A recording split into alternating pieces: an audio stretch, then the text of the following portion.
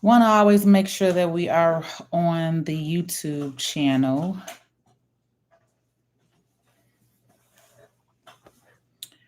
Who I've been in class all night. I am tired.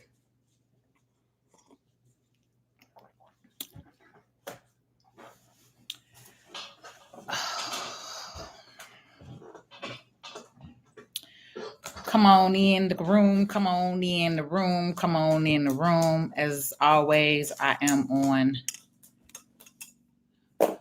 Um, I'm on YouTube as well.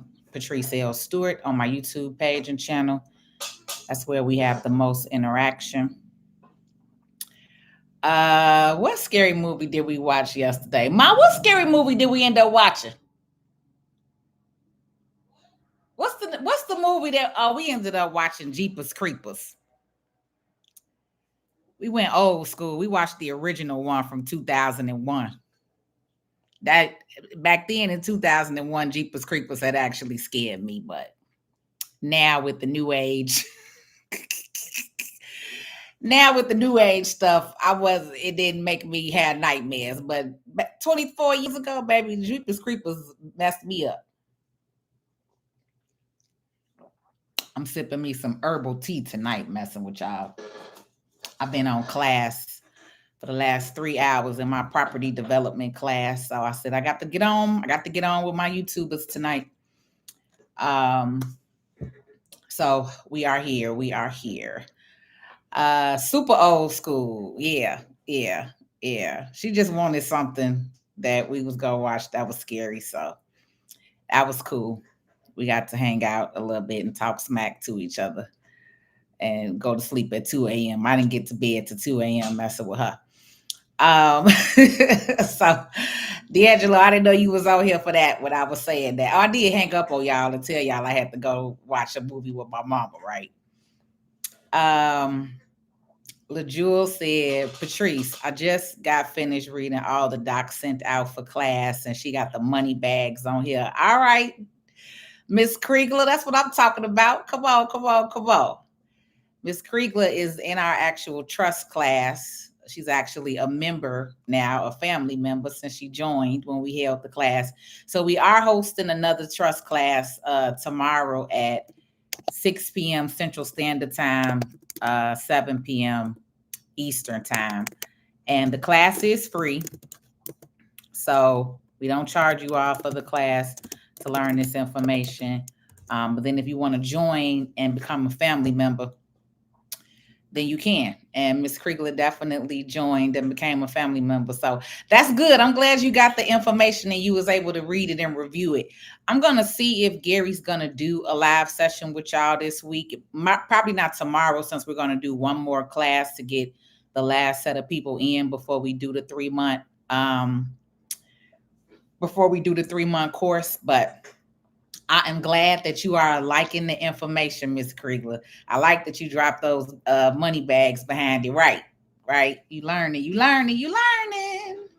Okay, so a topic that I wanted to come on here tonight and talk to you all about is more, why are you renting versus owning, right?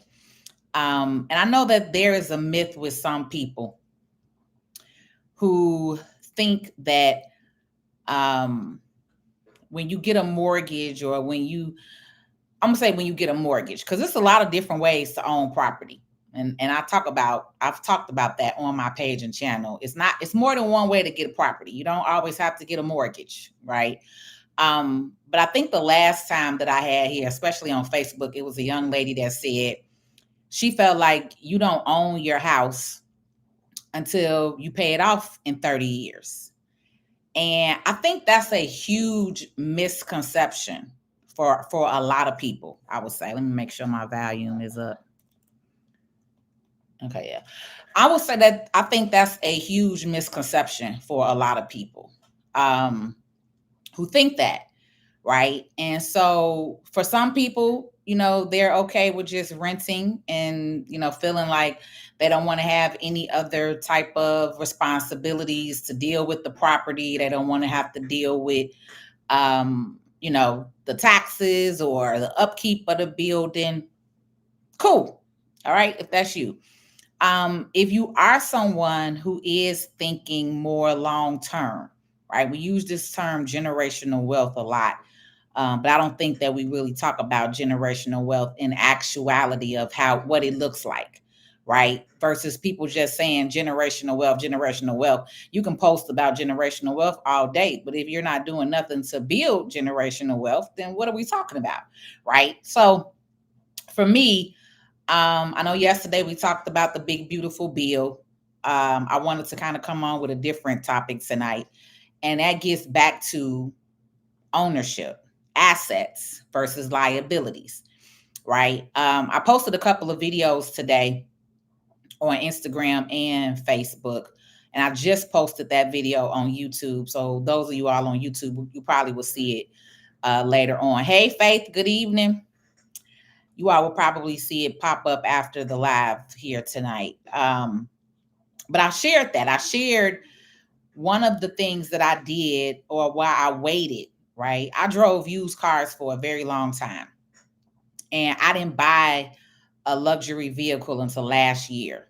So I've been in business for over 15 years, and I just now purchased a luxury vehicle last year. And I did it because my business pays for it. Let's be clear. If I didn't have a business, I would not have bought a luxury truck. Um, but I also shared one of the reasons why I waited on buying a luxury vehicle. So many people expect you to be, some people have that cars closed rim mentality. That's never been me.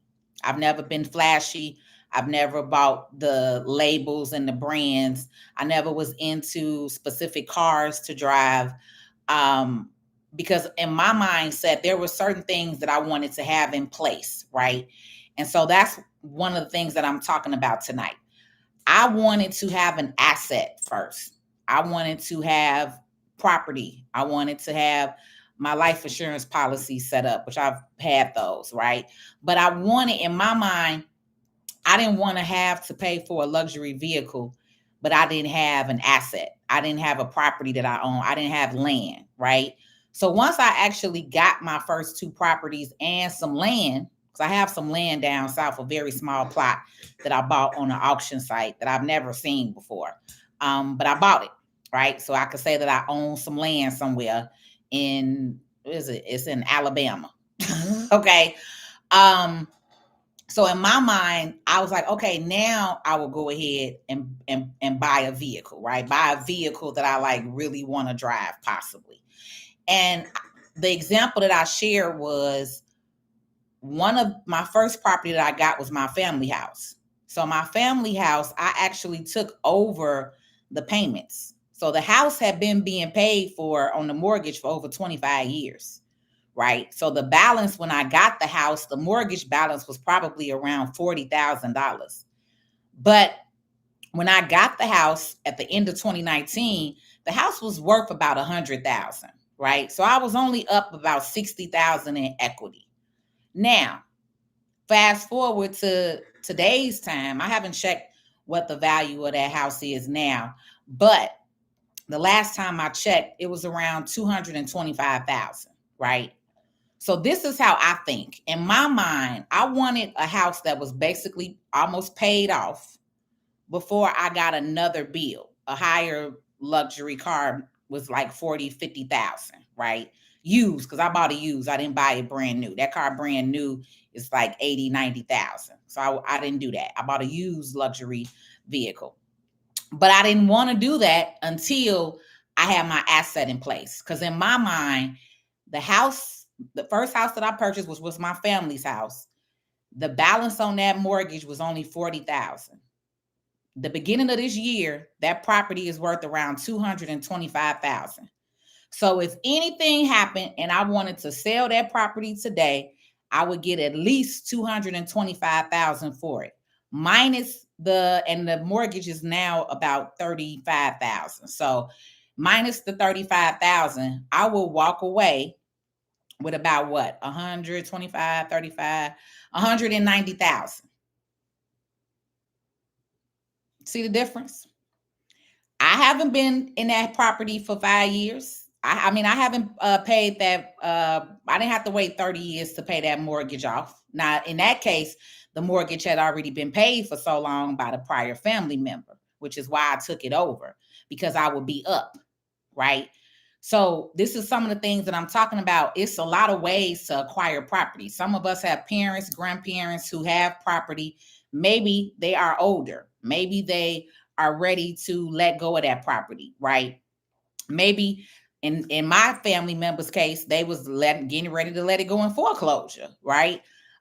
So to me, that made no sense for the property to go in foreclosure when the mortgage had been paid for 25 years. And like I said, the balance was $40,000. Where can you go and buy a house for $40,000 today that's already ready to move in? You know what I mean? So that was an asset. Property, real estate, homes, multi-units, those are assets.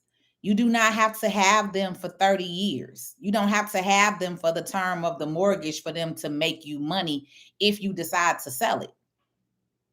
Most of the time when you purchase a property, normally the properties go up, right? Like I said, in the end of 2019, the property was only worth 100,000.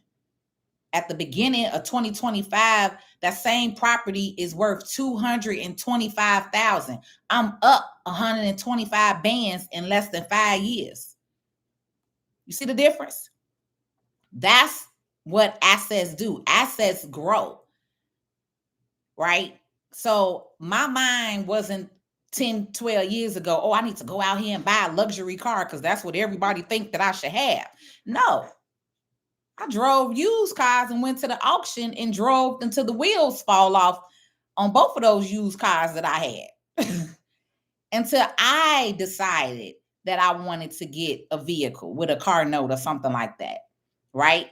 I didn't let society and I didn't let Chicago tell me, oh, you this and you that, or you're not this or you're not that, because you're not driving something that they think that you should be driving. Most of the people who think like that still don't have nothing. Most of the people who think like that still are in that hood mentality and mindset. I've surpassed all of those people because I didn't allow society, especially in Chicago. Like I said, Chicago is extremely vain here, very vain. Like to look good with the Gucci and gold, but most of these people do not have a dollar in their bank account, if they got a bank account at all. A lot of people are hood rich, as we call it, right? You look good on the outside, but you really don't have nothing. So I refused to be one of those people and one of those individuals. That's never been my mindset. But I didn't allow Chicago to put that in my head. You get what I'm saying? I did what I've been doing, moving how I've been moving, and I'm good, right? And so that's what I want you all to understand, because a lot of people have these luxury cars, and some people are paying $1,500 for a car note. That's not even including your insurance, right? But then you have nothing outside of that vehicle. You don't own nothing. You don't own a property. You don't have a house. You don't have a multi-unit. You don't have land. Riding a luxury car with no, because remember, that car, the moment you drive it off the lot, it depreciates. The difference with a property, with a single family home or a multi-unit, is when you buy that property, 99% of the time it's going to increase. The only time somebody's property decreased was when we had the housing market crash. And those people who kept their houses, guess what? Their property values are right back up. It may have went down for that time during the crash, but now they right back up. So I just want people to get out of the mindset of always just renting. Renting gets you nowhere. You're paying the mortgage off on somebody else's property. If you live in an apartment building right now, you've been living there for 20 years, you have paid your landlord's house off. You have paid your landlord's building off. That's not generational wealth. What you leaving your kids? Right? And so yesterday, with the conversation of the big, beautiful bill and talking about Section 8 and, Social Security and SNAP benefits and all of that stuff, those people who are on Section 8, that's something that you can do. If you did not know that, you don't have to keep renting on Section 8. You can buy a house. And when you qualify as a first time home buyer, or when you're buying a property for, it's not even necessarily for the first time. When you're buying a house, they qualify you for, I want to say, when you do HUD, you can do like 1 to 3 units, maybe 4 units, but 3 for sure. So you could take that same Section 8 money, instead of renting an apartment for you and your kids, you can actually go and buy a 3-unit building. And Section 8 will still pay your rent. They will still pay that mortgage. It's no longer rent. It's now a mortgage payment. They will pay. If they paying 90% of your mortgage, I don't know what y'all on Section 8 get. I don't know how it works. Is it 90%, 95%? Let's say it's 90%. If your mortgage is $1,500 and they paying 90%, guess what? You got 2 other units in there that you can rent out. If you get a 3-unit, you got 2 other units in there that you can rent out. Guess what? Those units are income. Because Section 8 is paying your mortgage for your, if you on the first floor and you got a second and a third floor that you could rent out, guess what? Those are 2 units that you could rent out. Average rent is what? $2,000, $1,500, $1,700, $1,800, $2,000 for a 3-bedroom. That's 4 bands of income coming in every single month. If you was renting out each apartment at $2,000 each, remember, Section 8 paying for your apartment, paying for your unit. Now you got 2 other units that you can charge two bands for. Let's just say 2 bands. That's 4 bands coming in every month. That's the difference between an asset and a liability. Your rent right now is a liability because, like we said, if the government shut down, if you lose your job, guess what? Your landlord is going to be looking for that rent payment. How long do you think they're going to let you live there without paying no rent? When the housing market crashed in 2009, and I was still a banker in the banking industry, we had people coming in. I had people coming in who had been in their house 2 years, 3 years, and they hadn't paid a mortgage. You know what the smart clients did? I had a client who had just bought him and his wife a house in Mokina. I think that house was like $400,000 back then. This was when the housing crashed in 2009. He came in and he was like, "Man, Patrice, I just bought this house and now my house only worth like $200,000." I think now, like I said, if you ever been through a housing market crash, you will know that your house went down, but everybody back up now. But he had a mortgage in Mokina for like $400,000. I told him, I said, "Look, if you're not worried about messing up your credit, stop paying the mortgage. Stop paying it." Because one, the foreclosure process back then, it was so many people that were in debt, in problems, not paying their mortgages because of that housing crisis. It was taking some lenders, Chase, Bank of America, it was taking some of them 2 to 3 years to even finalize your foreclosure process. So my client was in his house for 2 years and not paying that mortgage. Let's say his mortgage was 3 bands a month. What was he doing with that $3,000 mortgage payment? He opened up a S&P 500 account. That's what I talked to y'all about, that compound interest. He opened up that S&P 500 account and he started putting that $3,000 that he normally would have been paying to his mortgage into that account. $3,000 times 12. Somebody type it on here because both my phones are being used and I can't think right now. I would normally calculate it in my head. I've been in class all day and night. I'm barely on here thinking. Somebody type it in there for me. $3,000 times 12.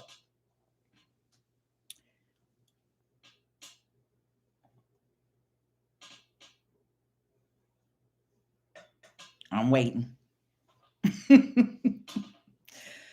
$3,000 times 12. 36,000. Thank you, Crystal. Okay, so now times that times 2. 36,000 times 2. Because he was in the property for 2 years. He was in the property for 2 years. Okay. 36,000 times 2.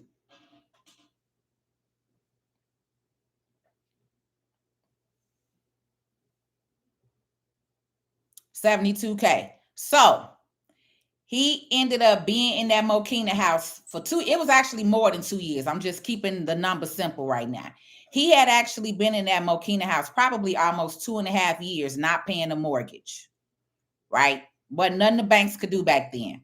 They just was sitting on people property, sitting on properties that was mortgaged and people wasn't paying the mortgage, right? He didn't care about his credit being messed up because we gave him a game plan. I gave him a different type of game plan. I said, look, you're going to save that money up. You're going to put it in that interest bearing account. And then you're going to go and find you a house and buy it outright. He ended up finding him a nice house in Chatham, came back to the city, left Mokina, came back to the city and found him a house in Chatham for like $100,000. Paid for the house free and clear with the $100,000 because he had $72,000. But he also had additional money because he was putting that $3,000 payment into a interest bearing account, which on average was giving 15 to 20% a year. So he had the $100,000 ready to go. So now this time, instead of him having a $400,000 mortgage in Mokina, he went on and let them foreclose on that. But now him and his wife have a paid for free and clear property that they paid $100,000 cash for. And he still got that property to this day. He moved back to the suburb, but he rents that property out. And now that property is an asset for him. He's making income on that property. He's making rental income on that property, right? So it's a whole lot of ways to do things. But in that particular case, that's what happened during the market crash. And instead of him just, oh my God, what I'm going to do because my house value was down, that was another option and a way to do it. Now, everybody didn't want to do that. Some people don't want to mess their credit up and things like that. But in his mind, he wanted a property where him and his wife could always have a place to stay. And that's how I felt. I wanted to make sure that no matter what happened in his life, that I have a property that I will always have a place to stay if I needed to. So that's the reason why I took over my family house and got it out of foreclosure and had the balance of the $40,000 of a mortgage on there because the family member had paid the mortgage for 25 years. You get what I mean? So it did not make sense to let a property like that go when I knew that it was value in it. It was already equity in it. And like I said, at that time, at the end of 2019, it was only appraising at $100,000. At the beginning of this year of 2025, it was at $225,000. It's going to keep going up because now more people are buying. More people are coming over into the community. More people are looking in South Shore. You get what I'm saying? So I'm not letting that property go. I'm buying more in South Shore. I'm buying more land, more lots, more single family homes I'm looking to acquire and take over. Right? So when I say for y'all, renting is not always the best decision. It's not, especially if you want to have something for you and your family. That's how you got to be thinking. You got to be thinking long term, not, oh, well, this is what I want. I don't want to deal with this and I don't want to deal with that. Because I hate when people come out their mouth and say that. Well, I don't want to deal with this and I don't want to deal with that. Generational wealth is not what you want to do. That's not how generational wealth is built. It's not built by what you want to do. It's built by what is the best strategy. What is the best strategy for us to get here, to get to this money, to get to this wealth building, to get to these assets? It's not about what you want to do. That's the problem with a lot of people. Your mind frame has become in wants and wants and wants, and it's about what you need to do.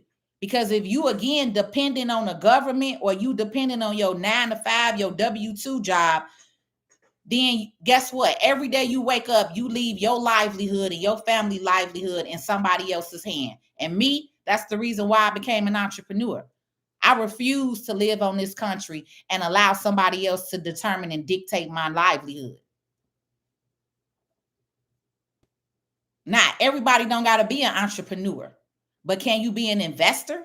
Can you buy real estate? Can you buy land? Can you have a strategy Yes, you can.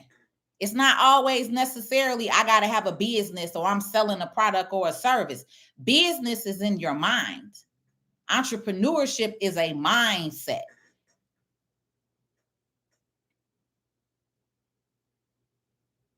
I got let go from the bank in 2013. And I was cool with that. Somebody else could have been devastated by that.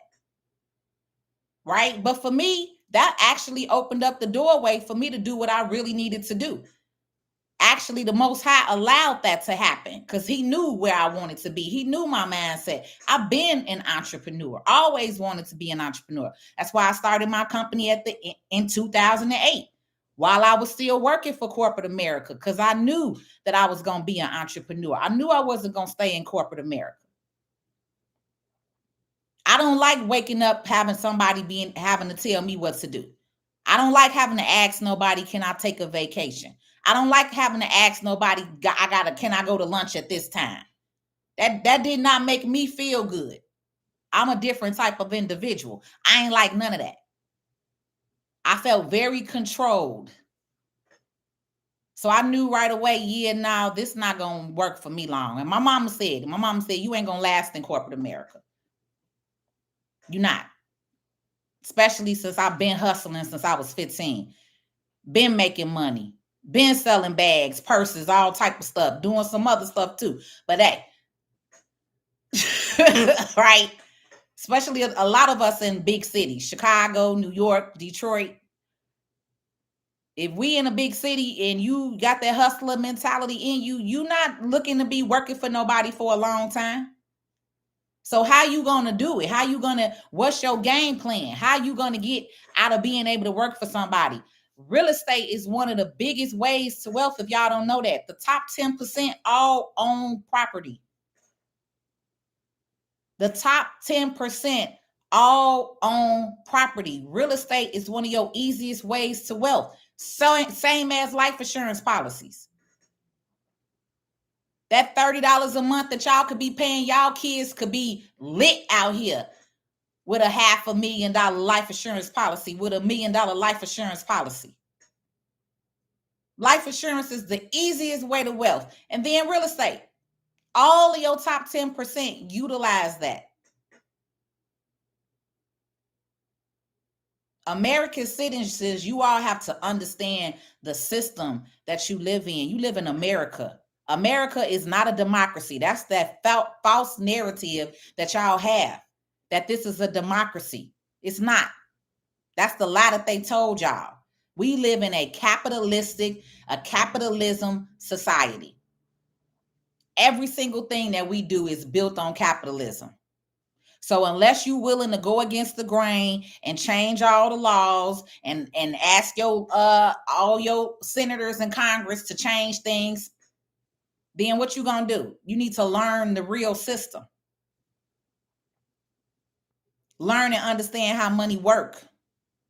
Learn and understand assets versus liabilities.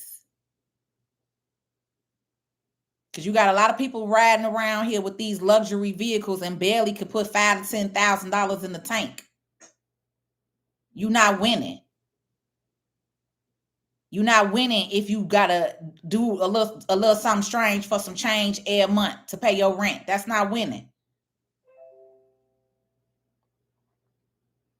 So the real way to work the system, especially for those that got Section 8, I'm gonna start having this conversation a lot more with y'all, because I'm not understanding how y'all is renting, thinking that you're using the system with some people, because some people have actually said that I'm gonna work this system. You're not working the system renting. You'll be working the Section 8 system a lot better if you allowed them to buy you a multi-unit. And guess what? If you a first-time home buyer, it's so much money in down payment assistance, y'all don't even got to come up out y'all pocket hardly for no money. NHS giving 15 bands, BMO giving up to 30,000 for home buyer assistance. It's so many programs out here that would give you the money and the down payment assistance for these houses and these properties. It's, do you want it? Do you want something different? Do you want to leave them kids something? I don't even have kids, and I've been thinking like this since I was a kid. That's why it flabbergasts me for some of y'all conversation when y'all don't have a game plan and you got kids out here. That just makes no sense to me. How you're not thinking long term. If I had a kid, I want my kid to be straight. I don't want my kid to be living check to check. I don't want my kid renting from somebody. I want my kid to be cool, knowing that they got this house that my mama paid for. And all I got to do is keep up the taxes on it. And once I buy this land down south, I'm burying somebody down there, and it's going to be a cemetery. And I'm not going to never pay another dollar in taxes again on that property. Same way Trump did. That's why I be telling y'all, every single thing that the rich do, you can do. Every single thing that the rich does, you can do it too. You just don't know it. You just don't have a game plan. You just never met nobody like me who's the realest tax and business strategist that know the tax code. Welcome. Hello. I live my whole life through the tax code that they put in this system. I'm not arguing and crying about no damn billionaire, because I see myself as a billionaire, and that's the other thing. Some of y'all don't see yourself with money. Some of y'all see yourself in poverty your whole life. That's why you get mad at people with money. If you don't see yourself with no money, if you don't see yourself making 100 bands, if you don't see yourself having $1 million in your account, that is a lack mindset. And that's the reason why you okay with still renting and not having nothing and leaving nothing for your kids. Because mentally, you have not put yourself in that position. I'm not mad at them for Elon, Trump, Bezos, none of them. Nancy Pelosi, all of them. Anybody that's in the top 10%, I'm not mad at them, because guess what? I plan on being there with them. Yeah, we're going to use this tax code to our advantage, because the rest of the American people don't know, and they're not trying to know.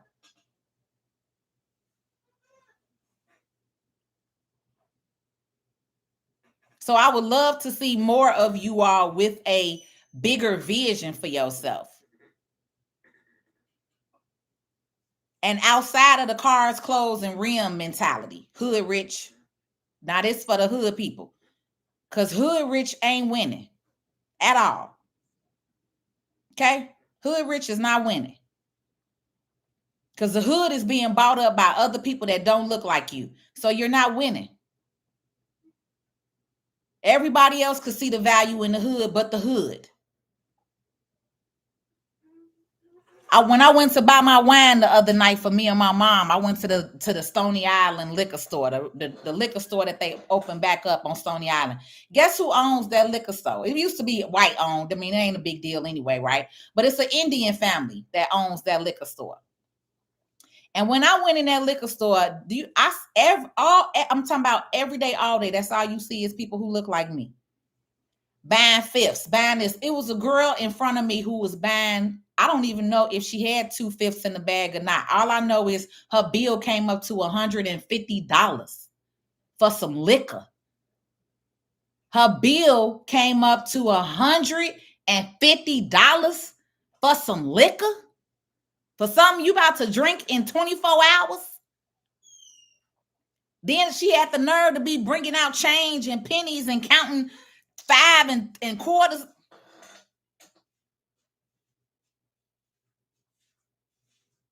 Baby, baby, that's baby, that I can't do that mindset. $150 on some liquor. You know how much $150 could go into an S&P 500 account? If she was spending $150 yesterday on some liquor, I know she in that liquor store more than once a week.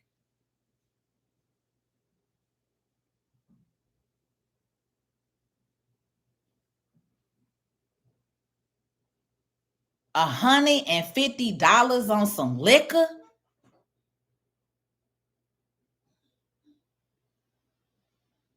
Make it make sense. I wanted to ask her. It wasn't even my business though. I wanted to be like, "Woo, baby! I hope you sure got a life insurance policy. You able to spend 150 bands, $150 on some liquor." And I want to say it was one. The lady had already put the drink in the bag, so I don't know if she had 1/5 or two. But I don't know what the hell costs $150. But all I know is this some liquor. We in a liquor store. I took a video yesterday of some of the prices of the liquor. $39, $49, $60. Because I'm about to make a video to show the difference. When people tell me, oh, I can't afford that, or I can't do that right now. But if you in the liquor store buying 30, 40, 50 to $60 worth of liquor every week, every other day, oh, you can afford it. Oh, you can afford it. Once again, you just don't want to. That's how you want to live your life. You want to be a drunk your whole life. You don't want to put the money into an S&P 500 account. You don't want to put that same 150 into a life insurance policy. So I don't be wanting to hear excuses, because I see it every single day in my community with my cousins. My cousin asked me the other day, oh, can you help me or show me how to do the credit repair? Yeah. For a fee? Okay, well, we going to the Bears game this weekend, so I'll see you next week then. We'll see if I see her next week. But she going down to the Bears game this weekend. Priorities. Priorities. I hope everybody that went that's going on Friday. I hope everybody got some life insurance. Because this is what I be talking about. This is what we be talking about. Priorities. You can't just want to kick it and party every weekend and then you ain't got nothing set up financially. That don't even make sense. That makes no sense. None. So I don't do GoFundMe's anymore. I don't donate to nobody GoFundMe, because especially if I seen you kicking in and partying the last couple of weeks and then your family got to put up a GoFundMe link, I'd be like, bury them in a box. They ain't care. What I care for? What do I got to put some money up to bury you for, and you didn't care? And you was on this internet showing your $150 at the liquor store, or showing your bands at the club, or going to the Bears game. What am I paying for your ass to get buried for? You didn't care about it.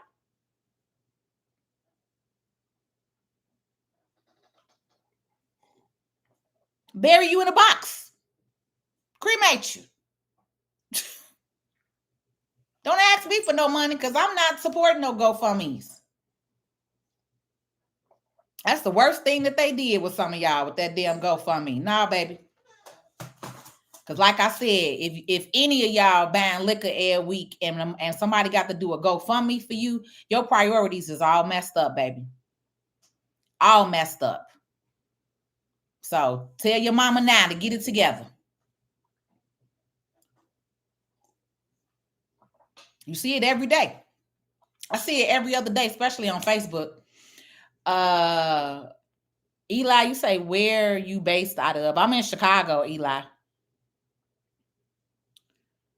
5 Stream, you say, oh, that happened to my mom. You say, so true.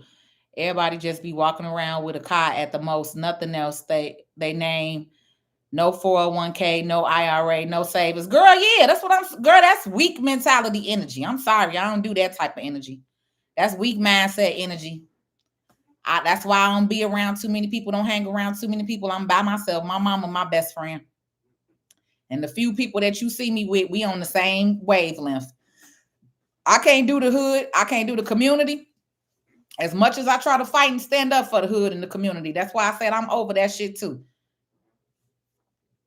Because everybody is stuck in their own ways.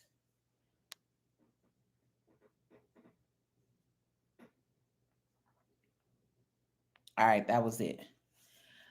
I need that last part in a life insurance ad. Seriously.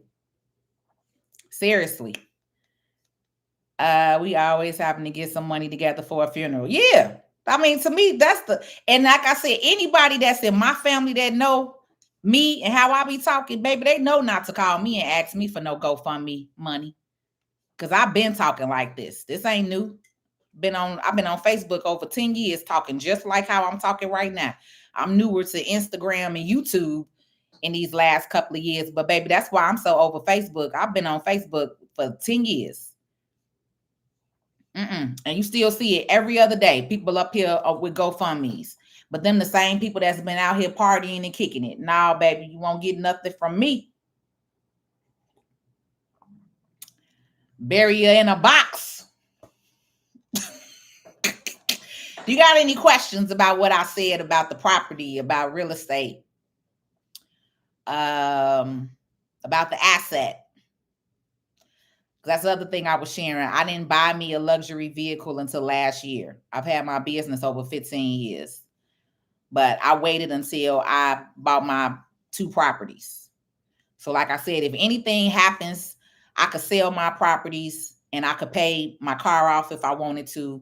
I could pay whatever little debts I have off and still be up. That's my mindset. Asset over liability. And like I said, I always want to have a place where me and my mom will always have a dwelling and a place to stay. If anything happened, I want a property that is mine. And all I got to do is pay the taxes on it. You say I got a one-on-one with him tomorrow. Okay, Jewel, I'm just not seeing your comment. Exactly, Curtis. You allow nobody to validate you, and too many people allow it. You see it every single day. That's how we got this. That's how we got that terminology. Keeping up with the Joneses, baby. It's so many people that's around here, hood rich, living broke right now, damn near broke right now, trying to keep up an image, baby. That's why a lot of people don't come to me in Chicago for taxes and financial services, baby, because they don't want you to see them bank accounts, to see that truth, them lies that they be on this internet telling. They be on this internet balling and broke as hell in reality in the bank. No. Now, just to let y'all know, I can't tell nobody information. Financial services is like attorney-client privilege, so I can't be out here like Miss Johnson. She ain't got no money, like.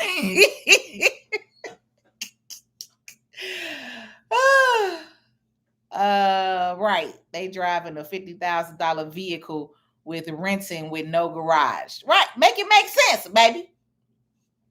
Make it make sense, because everybody want to live the luxury lifestyle without really strategizing to have the real luxury. Like I said, buy you a 3-unit building. And guess what?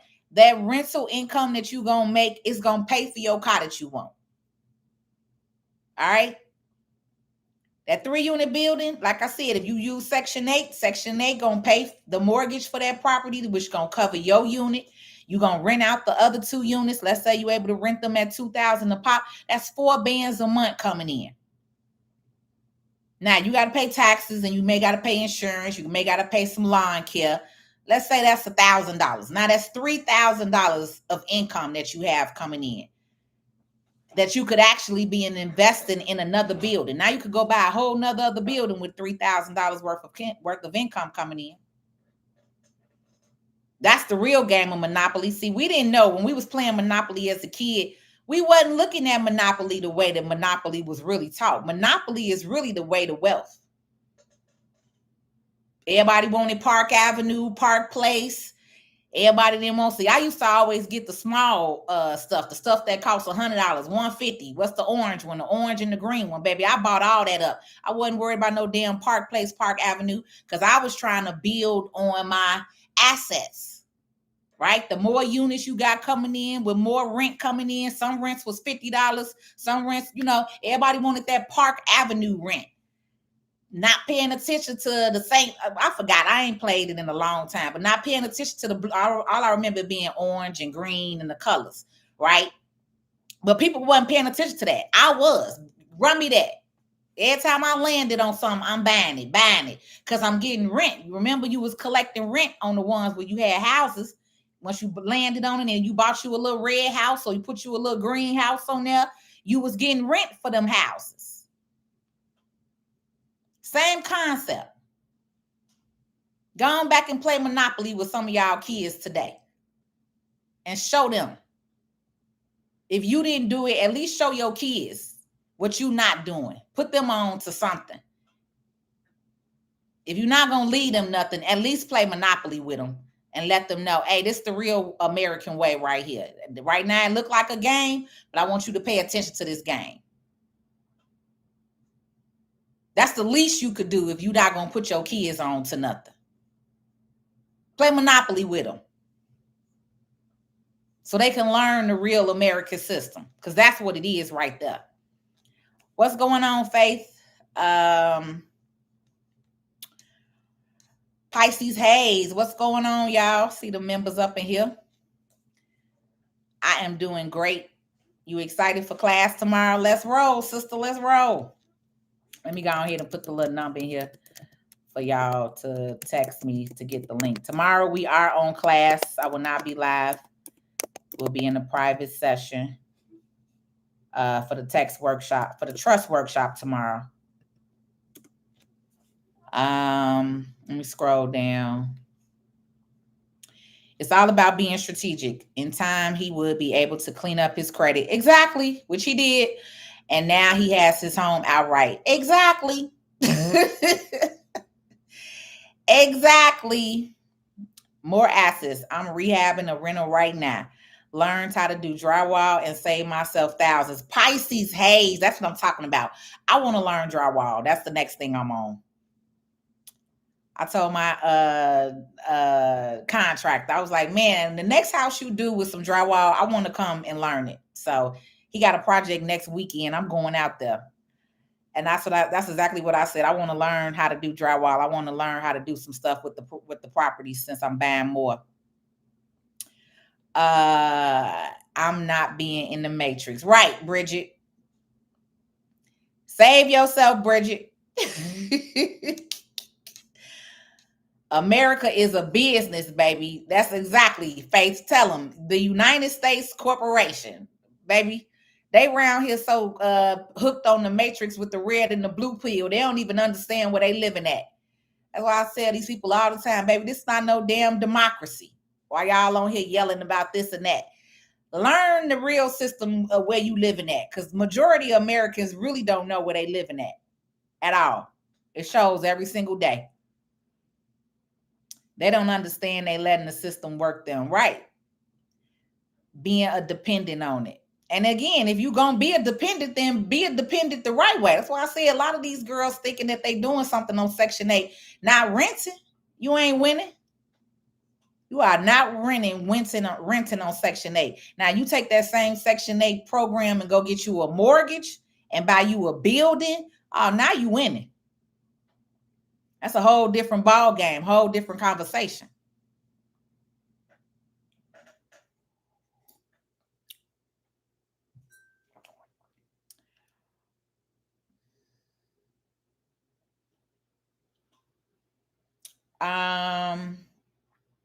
Come to the west suburbs for what, EA Bossy? You say come to the west suburbs. What I'm coming out there for?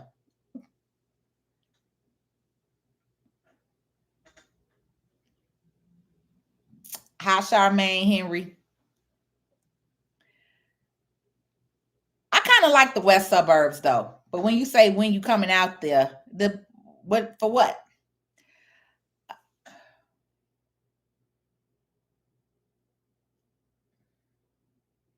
And my office is in Bridgeport, so I'm right off of 35th Street. You say because I'm in Bellwood. Well, EA Bossy, throw an event or something. I mean, I travel. I'm not block bound. I move around. So when you say coming out there, that's what I'm saying. For what? For an event, to talk business, to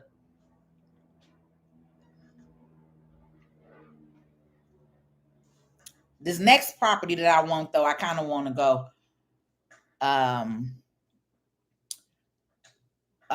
West Loop. It's this condo that I'm looking at, West Loop, that I kind of want to put my mom in.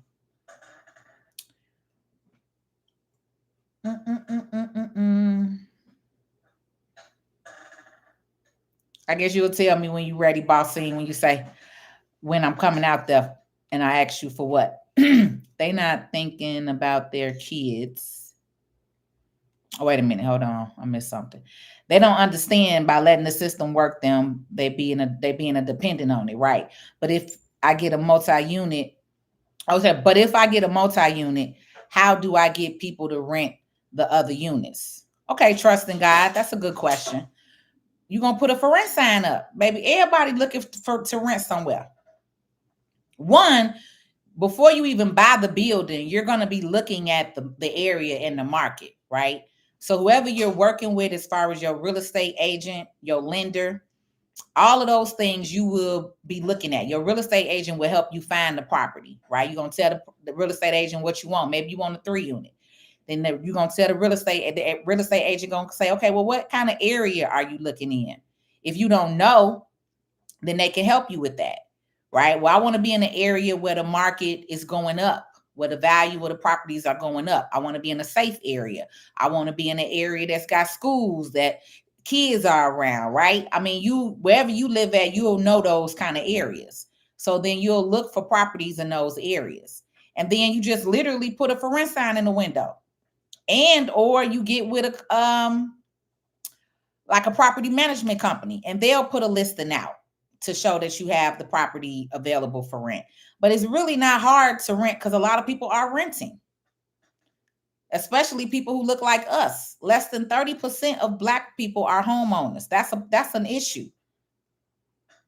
We are one of the lowest that are homeowners. And that's why I'm on here now, because we need more owners. We need more owners. Everybody don't need to be renting. We need more ownership. Right? And that's why we have to have these conversations, even if it's hard to hear. Because again, I'm the realist. I'm not going to sugarcoat stuff. I'm not on here to make it sound cute and pretty. Right? Sometimes you need to be told the real. You need to be told the harsh truth.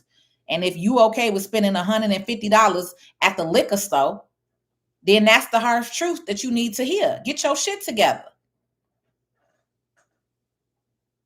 Because $150 at the liquor store is crazy to me. Maybe because I'm not a liquor drinker, but a little wine, but still. I guarantee you that baby be in there more than once a month. That's not a once a month trip.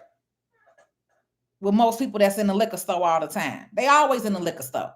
It's damn near like Cheers, where everybody knows your name. Because it was a bunch of people in there. Hey, so-and-so, hey, clapping hands with each other because they see each other up in that liquor store all the time. They're regulars. The cashiers knew a lot of people's names. Hey, when the liquor store know your name, baby, you in there too much. Okay? And you're who I'm talking to tonight. I'm talking to you with a dose of reality. Because if you can go and buy liquor every day, every week, but you don't have a life insurance policy, you don't own nothing, you're not trying to do nothing for your kids or your family members, you're wasting your life away. You're wasting your life away. Everything can't be liquor and fun and partying and kicking it every weekend. And then you got the nerve to get on here talking about a GoFundMe when you die. No.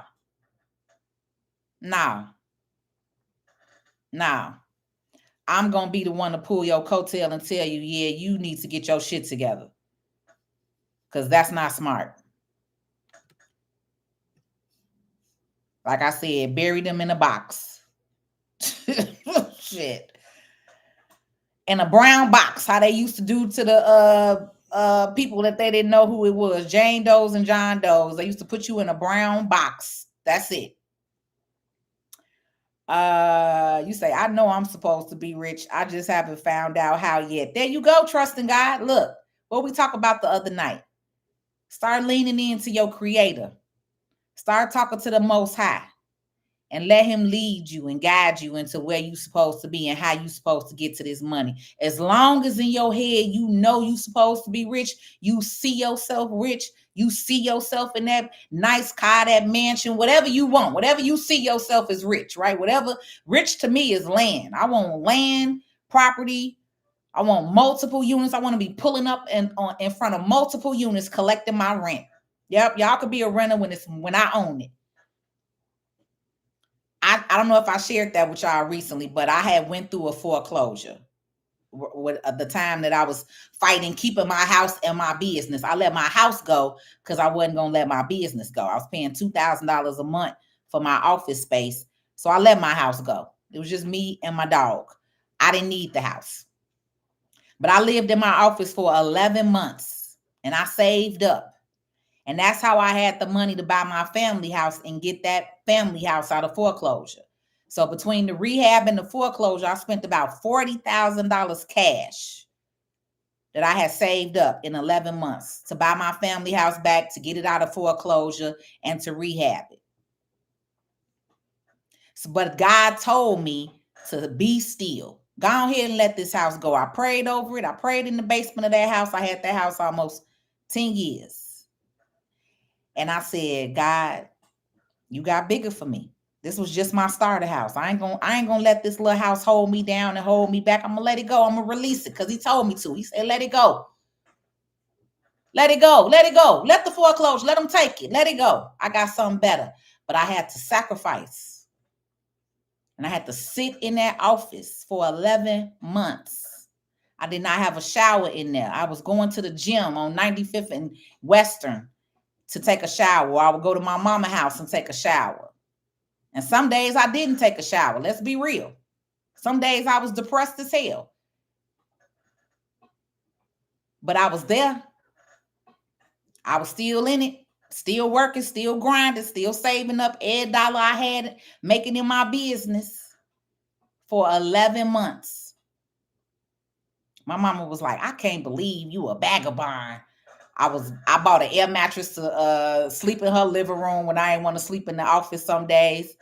I had a whole back room. I had 3 rooms in my office. So I set my whole back room up as a hotel.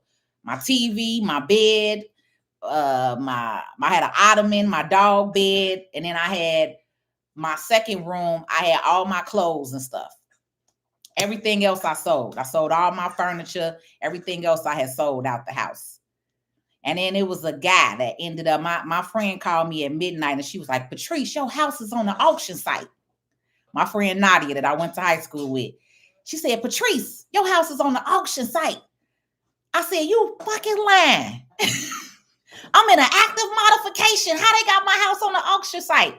That's when I learned then when you do a modification that you agreeing to a foreclosure. See, I hadn't read all that fine print. That's why I be telling y'all, don't be out here signing this paperwork and you not reading the fine print. So I had signed off on basically to agreeing to a foreclosure with a modification and didn't know it. And the bank played me basically because we were in an active modification. But they ended up putting my house on that foreclosure site, and this man ended up buying my house. I had tried to get it and I won, and then I didn't get it. So I'm gonna skip through all that, right? But I had tried to get it. I had my ex-boyfriend create a company. I had him go on there, bid on the auction site. I won the property. They auctioned my house off for $37,000. $37,000, and we won it. But then some stuff happened after that, and it is what it is, right? So that's when I knew God was showing me something. I said, okay, if I did all of this, won it, and I still ain't get it, you don't want me to keep this house. It's time for me to move on, right? So I prayed about it. I had that conversation in the basement. I prayed over the house, and I let this man come. So they put my house back on the auction site, and this white man ended up buying it. And he pulled up in a brand new silver pickup truck. I don't know if it was a Ford or a Silverado or something like that. And he ended up giving me $5,000 to move out. And I said, I will never, ever in life experience nothing like this again. I will never be in a position where my house will be auctioned off and somebody is coming over here and paying me $5,000 to get out of my house. That actually motivated me. I said, I will be pulling up to people's houses, buying their houses, picking up my rent, collecting my money, and I'm going to have me a a Ford silver pickup truck just like this. That shit gave me motivation. It motivated me. So I moved into my office. I sat in my office for 11 months and saved up every dollar I had. And then the opportunity came up for me to buy my family house back.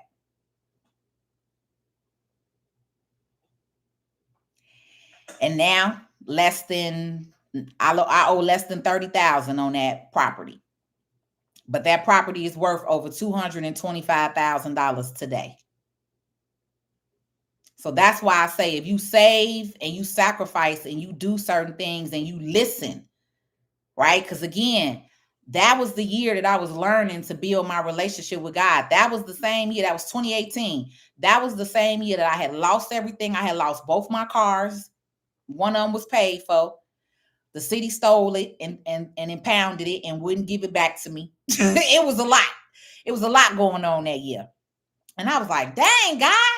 So you can have all type of stuff. That's why I don't worry about materialistic stuff. You can always get another house. You can always get another car. Don't ever let nobody on this earth feel like because you going through something. Everybody go through a financial crisis or something in their life, right? And for me, I had two different bills. I had my home bills and I had my office bills. So I was overextending myself. I was helping a lot of people as well. Right? So just like Hammer lost all his money because he was helping a bunch of people. So that sometimes when you free and you giving and you helpful, you got to learn your lesson because a lot of times you overextend yourself, right? So all of that was a lesson. But that was the year that I started going to Pastor Hannah and I started learning to have a relationship with God and how to talk to God. So in that 11 months, that's what I was doing. I was building my relationship with the Most High. I was sitting still. I was in the dark, in the quiet, with nobody around me, no other people. I don't listen to people anyway, but I didn't have no distractions, right? I was literally in that dark room in the back in my office for 11 months, planning and listening, crying, shedding tears, fighting battles, fighting my man, cussing God out. Like, what the hell? That's why I said, don't ever let nobody tell you you can't question God. Yes, you can. Talk to your creator. Talk to your higher power when you get frustrated, when you not understanding certain things that's happening in your life. Don't talk to people because all people gonna do is gossip and talk about you. Talk directly to the person who made you. Talk to your creator, whatever you want to call them, God, Allah, Buddha, whatever your thing is. I say the Most High. I say my creator, Mother Earth. And I started getting answers. I started getting signs and symbols. That's why when it was ready for my family house, I was prepared because I was listening, because I sacrificed, because I sat still like I was told to. I could have easily went and got another crib. That's why I told my mama, do you really think I can't afford to go and give me another crib? It's not about the crib. It's about me sitting my ass still right now, like he said. Be still. I heard that loud and clear in that basement before I walked up out that house and that man gave me $5,000 for my damn house. Be still. And 11 months later, I got to see why I was supposed to be still.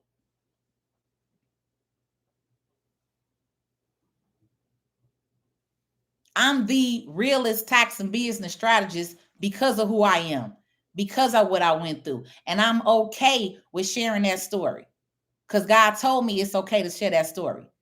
You're going to lead people because you are open, because you telling the truth, because you're not on here false flagging and putting on some fake ass facade. People going to see the genuineness in you and you might reach somebody. So trust in God. If you have a simple question like how you going to get somebody to rent your crib out, baby, that's one of the easiest things to do. Get the crib. All right? Get the crib. Best believe renting it to somebody going to be hella easy. That's the easiest part.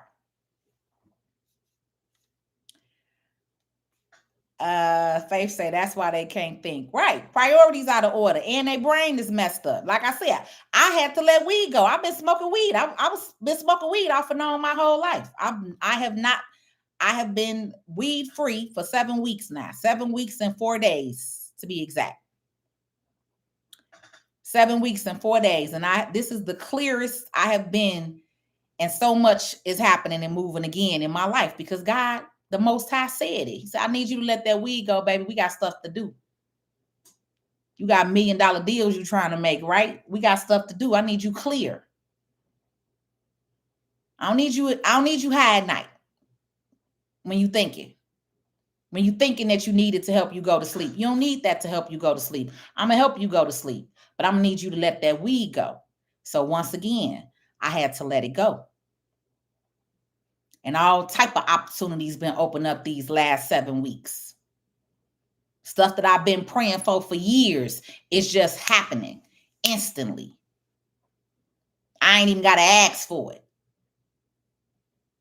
That's the difference.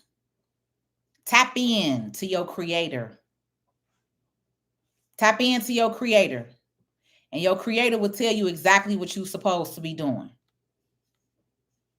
It's that simple. It sound when you hear that and people be like, life is not hard. People make life hard. Life is very simple.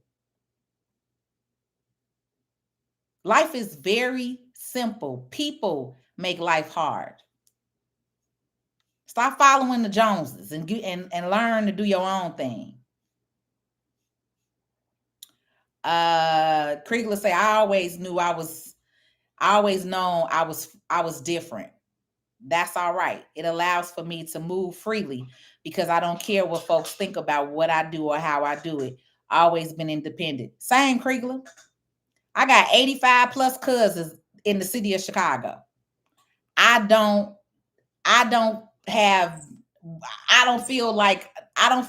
feel completely opposite than every single one of them. I feel like a alien in my family. Right? So I've always knew I was different. And that's usually how it is.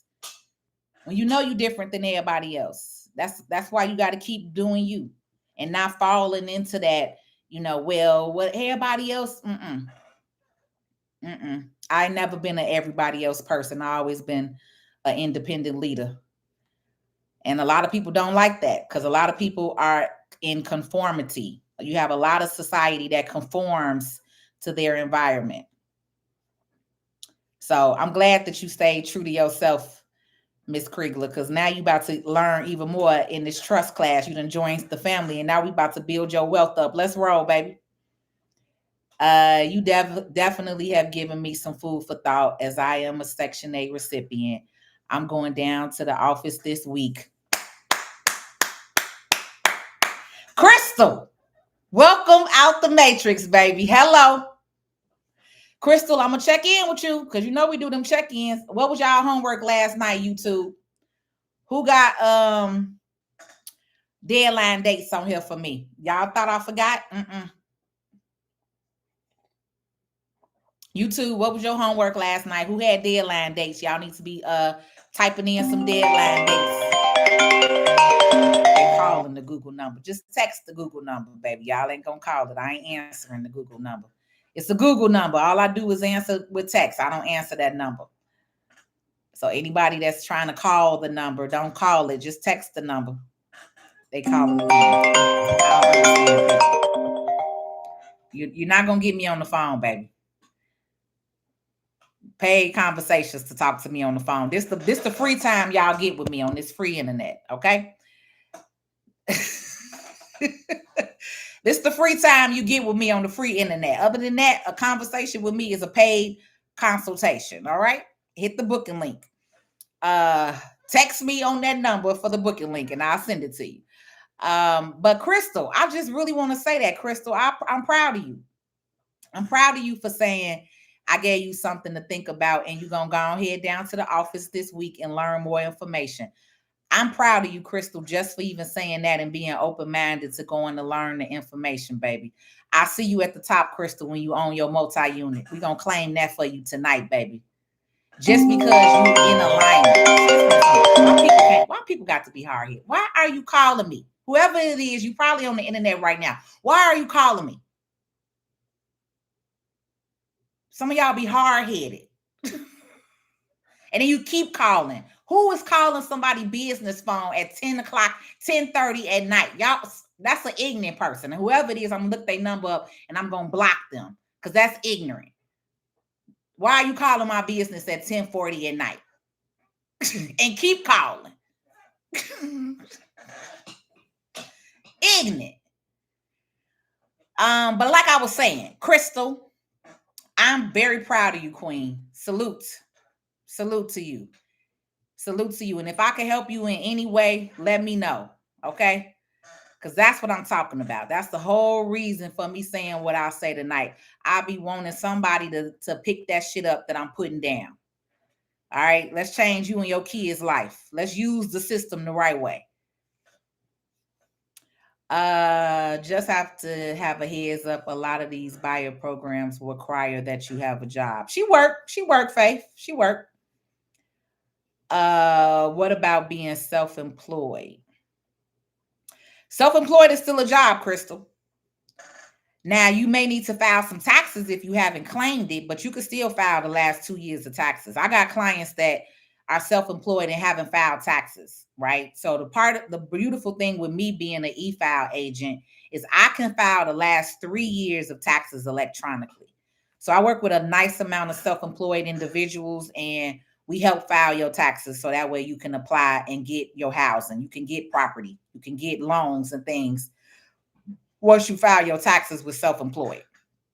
So if you self-employed, Crystal, you can still do it. Now, the only thing is with you being on Section 8, did you tell them? Because see, this is how they got a lot of people with the whole PPP. And I don't want you to put too much of your info out here, Crystal. That could be a conversation that you have behind closed doors with a lender.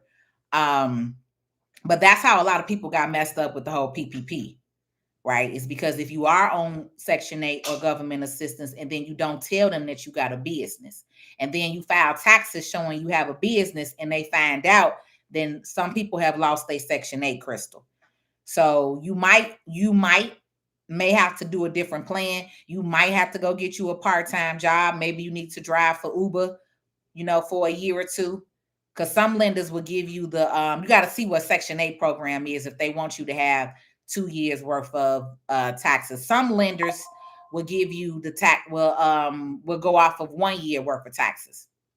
So every lender doesn't require you to have 2 years worth of taxes. Every lender is different. I want y'all to know that. Do y'all know how many mortgage lenders are out here?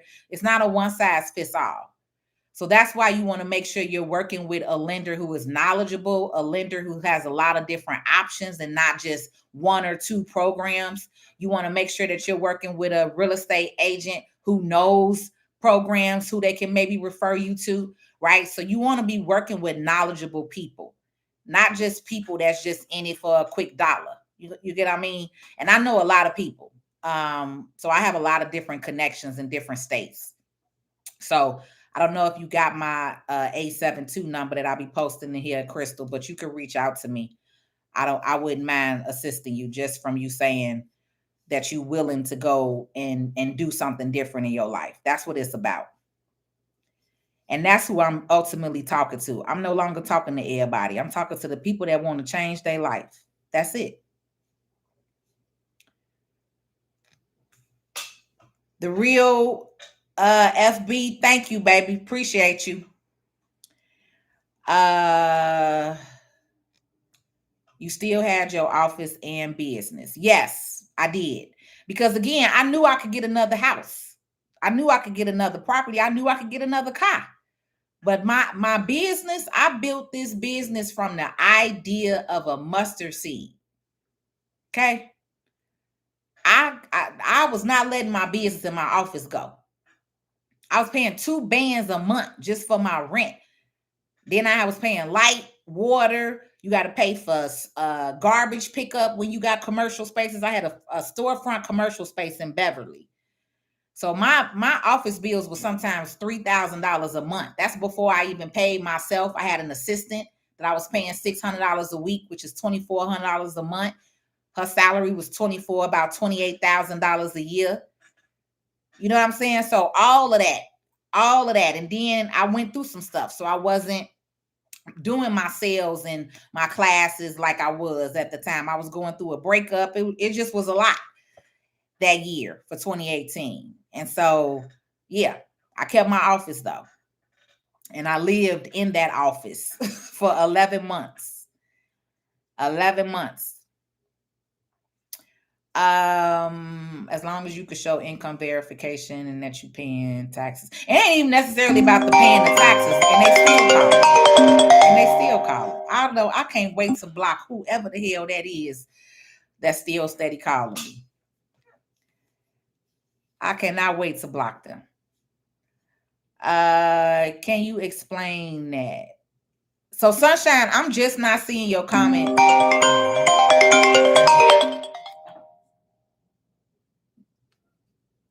Who is this? I'm about to put Instagram on pause. Y'all can go over to my YouTube channel if you want. I'm Patrice Sales Stewart on the YouTube channel because I'm about to see who this is that's calling my damn number over and over and over again with a ignorant behinds because they doing it on purpose at this point. Yeah, same number. Same phone number. I'm about to block you because you ignorant and you still calling. Block. Because that's just ignorant. Why would you be calling somebody off his phone at 11 o'clock at night thinking I'm going to talk to you? That's just an ignorant mindset and mentality. I would not even be talking to you.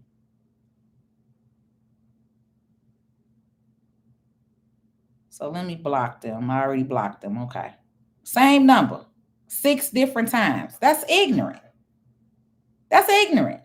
And people who think like that, if somebody don't answer the phone for you, why do you keep calling somebody 16, 10, and 15 times? That's that ignorant mindset.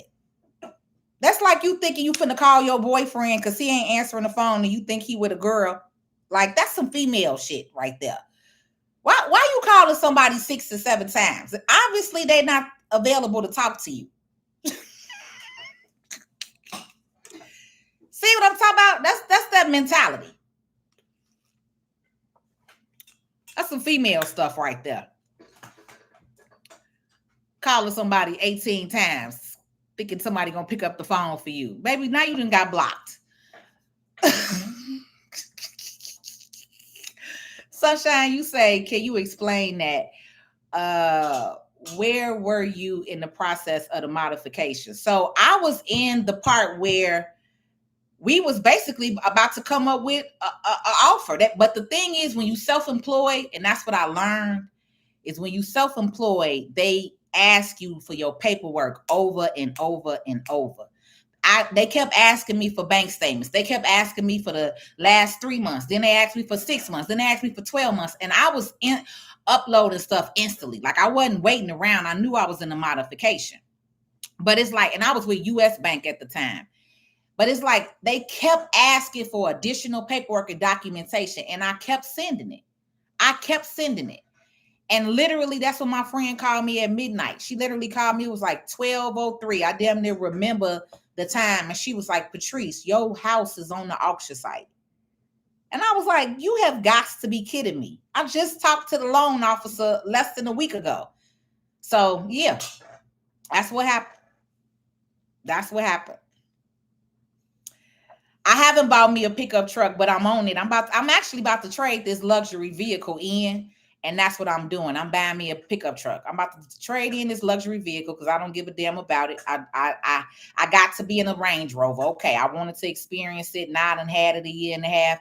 Now I'm ready for my pickup truck because now I'm working on my properties. I'm buying me a lot. Now they call me with no ID. Baby, Lord Jesus. Now they call them with no ID.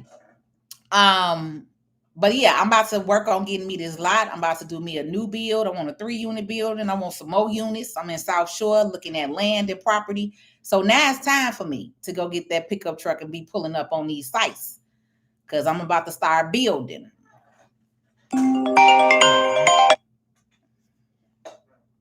obviously you don't know, because if you knew me in real life, you would have my number and you could text me if it was something important. The fact that you calling a Google number just lets me know that, and they done ended my live on because they keep calling. So hopefully everybody on Instagram uh comes on over to YouTube.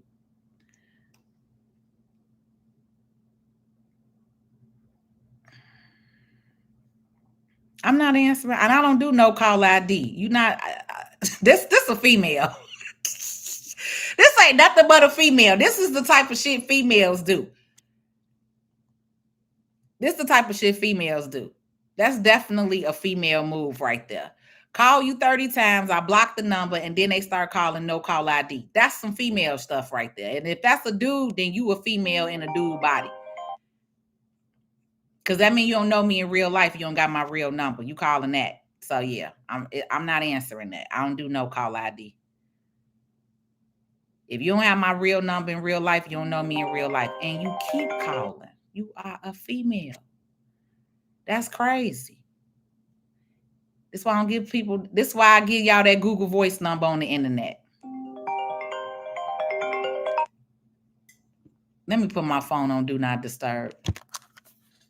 Siri, put my phone on Do Not Disturb.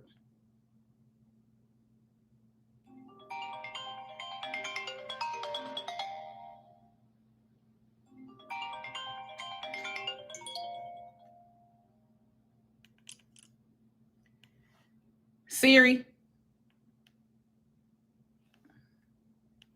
Siri, put my phone on Do Not Disturb. Siri, put my phone on Do Not Disturb.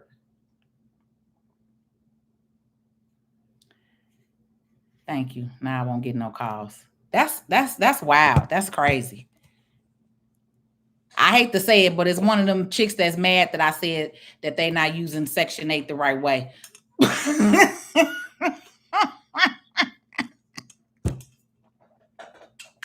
I'm telling you. It's one of them chicks that's mad that I said they ain't using Section 8 the right way.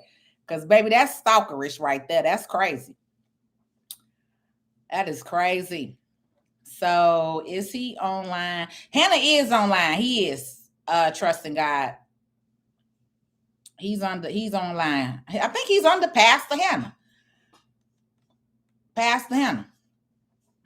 Or New Life. But Hannah got his own page. So, New Life Southeast Church is the church. But then he has his own page. I want to say it's called Pastor Hannah, Pastor John Hannah. That's his full name. And he's short with a kind of light skin with a fro.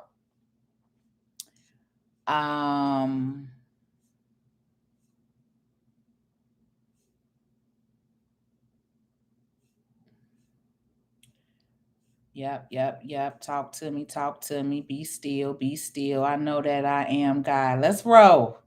My story's similar. Yes, God is good. Come on, Latanya. Randy say, what's up, Peaches? What's up, Randy? God's child, what's up? They probably ain't at your level. Kriegler say, me too. Yep. And don't let y'all family make you feel like you less than because you don't think like the rest of them. Actually, you above them. Let's be clear. When your mentality is like that, you can't relate. And that's how it was with a lot of my family members. They thought that I was acting funny or thought that I don't. And that's the other thing I really hate about our culture is when you are in the hood or you grow up around, your cousins and everybody want to do something. And when you want more out of life, I hate the fact that that's the terminology that they use is you think you all that. Oh, you stuck up. How am I stuck up because I don't want to be ratchet and ghetto out here like the rest of y'all? How am I stuck up because I refuse to be a baby mama? That's my choice. I don't have kids for a reason. I've never been pregnant. I mean, God never saw it that way. But I also made sure of certain things didn't happen. You know what I'm saying? How is it when somebody want to do something different? Because I literally had some girls that I grew up with tell me when I was like 25, like, why you just don't have you a baby? Why you got to be waiting on marriage? Just go ahead and have one.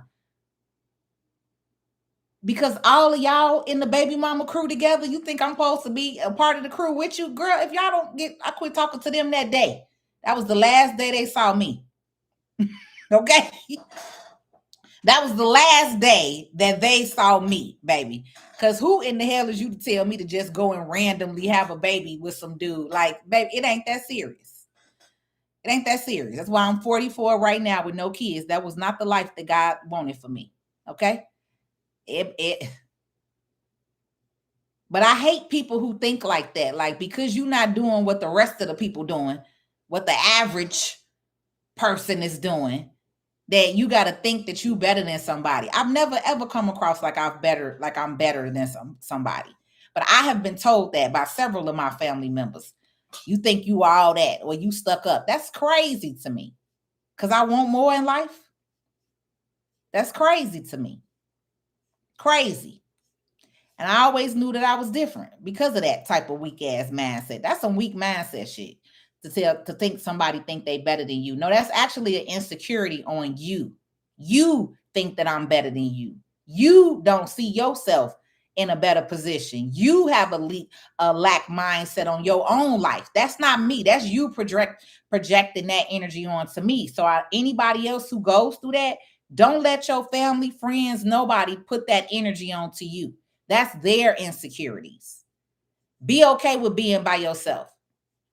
I learned very early how to be by myself because my mama got 7 brothers and sisters, and I'm the only one. She the only one with 1 child. Like I said, everybody else got 5 to 8 kids.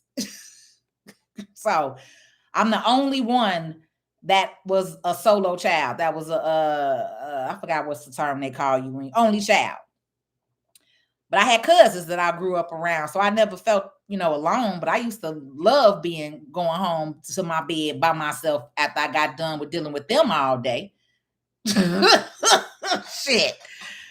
Used to love coming home to play with my Barbies in my Barbie house because I was done with them damn cousins at the end of the day. Exactly. I love them to death from a distance. That's where we at. Solo dolo. Faith, you say I came in late. I missed the assignment. Faith, you was on here last night, Faith. So people who had goals. Some people say they want to start a business. Some people were saying they want to do this or they want to do that. And last night I was saying you have to put a deadline to stuff. You're not gonna make it in life with just saying I want to do this, I want to do that, right? So I was saying everybody that was on here last night who said that they wanted to do something, you have to set a deadline date. So that's what the homework assignment was, Faith. You have to set a deadline date for whatever it is that you want to do, right? So with like Crystal. Crystal said, I'm gonna go down to the office by this week. That's a deadline date. But if she's saying this week, the end of next week, that's a deadline date. So again, Crystal, you gonna have that building, baby. You done put that out in the atmosphere. I'm about to just tell you right now what the Most High just told me. All because you believe it and you listening and you taking these gems that I'm dropping to you tonight and you do the work and you go down there and inquire about it. I mess around and do your damn taxes for free so you can get the building. Okay? Seriously. For real, for real. Go find out the information and let me know. Because I like that. I really like that. That's how you take some information. And you put a deadline to it. You said this week. You ain't say, I'm just going to look into it. You put a deadline to it. You ready, baby. You ready. Let's roll. Let's build this wealth.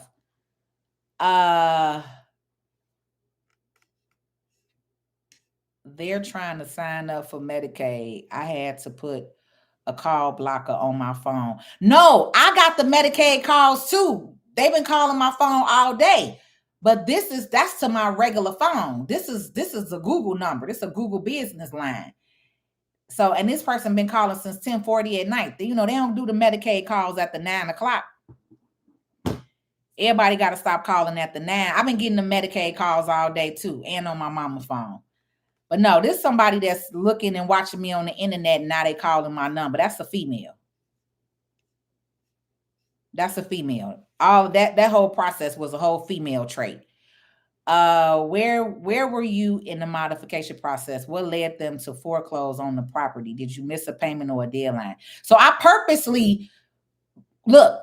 I don't know when you got here, Sunshine, but I had shared that I had a client in 2009 that went through the housing crisis, and I told him to stop paying his mortgage and to buy a property.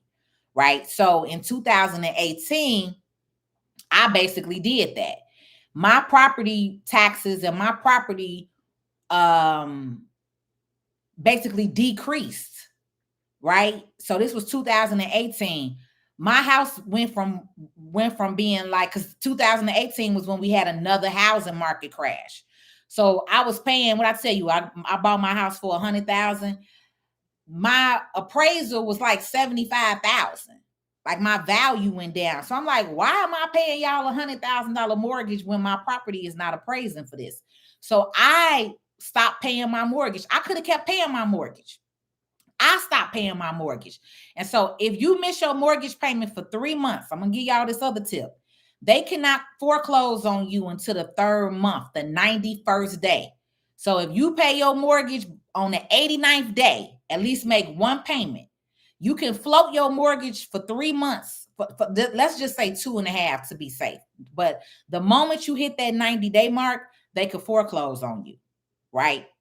And so that's when I got the foreclosure notification. And then when they send you the foreclosure notification, it usually is paperwork in there that talks about you modifying the loan. Sometimes they'll ask you, do you want to sell the property for a short sale? Sometimes they'll ask you if you want to try to modify your mortgage if your income has changed. And that's what I told them. I told them that my hours had changed at work, which they did, because the bank was not paying me the same commission that I was making. No, I wasn't at the bank in 2018. I was self-employed. So I wasn't making the same amount of money in 2018 that I was prior, right? So I was like, okay, I'm gonna just tell them that my income is different and I'm gonna not pay my mortgage, right? But I started that whole thing. It wasn't like I had to do that. It was something that I was doing. I was trying to get my mortgage payment down, because I'm like, why am I paying? I'm a numbers person, so that was me.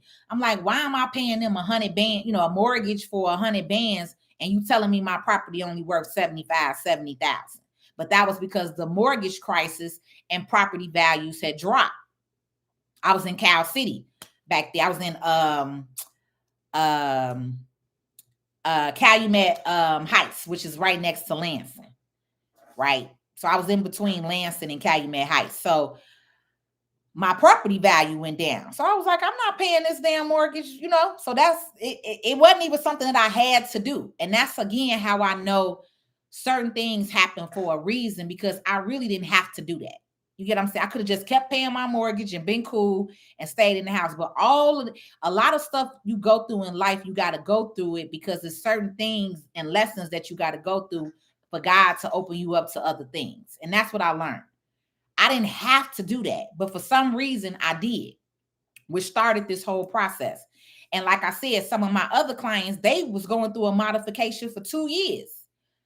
US Bank, literally, it was less than a year that we was doing that modification. It probably was like 8 months. So it happened so quickly. So when she called me and said that my house was on the mortgage site, I just couldn't believe it, because I was like, wait a minute, it's barely been 8 months. You know what I'm saying? So the whole process of what I had in my mind, it didn't work that way. It didn't work that way. It didn't work that way. So that's why I tell y'all all the time, everybody's situation is different. It's not a one size fit all when it comes to mortgages, credit, life. People go through stuff and it's different, right? So for me, that was my whole lesson, I guess I had to learn, right? Going through the sacrifice of losing the house and living in my office for 11 months to build my pot up. And then I bought my family house. And then a year later, I bought another property in South Shore. You know what I'm saying? It's like, all of that had to happen, basically.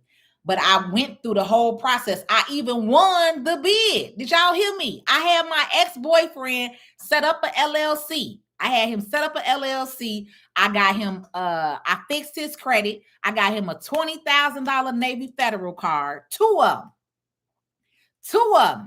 And the mob went and spent the money, cheated, took some chick to Las Vegas. It was, baby,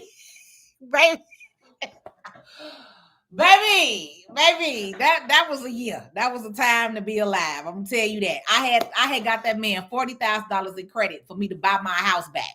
I told him, I said, this ain't your money. I did all the work. Right? You gonna go on there, you gonna bid on this auction. We won the auction for $37,000. We won it. But then when you're going through these auctions and all this other stuff, they still want you to go through this appraisal thing, and they didn't appraise my house for what it was a lot. It was a whole mess after that. So I was like, okay, God, obviously you do not want me to have this house, baby, because I tried all the things. I tried all the motion, all the back end ways, all the legal ways, and it just wasn't happening. Okay, it wasn't.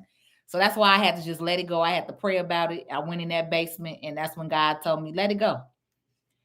Let it go. I got bigger and better for you, and I need you to go in that office and sit and be still. So that's how we got here, sunshine. So I don't know where you came in at, but yeah, that's how we got here. Possibly somebody you may have blocked on the site, just another way to irritate. That's all. Yeah, you know how they try to do, distract you from the message. That's all. Randy say, don't buy a Chevy pickup truck. Them engines bad. They got bad engines. Really? Oh, you know what though? Ford. It wasn't Chevy. It was Ford. It was Ford. Ford is one of the best pickups I know for a fact. My stepfather had worked for Ford for his whole life, over 40 years.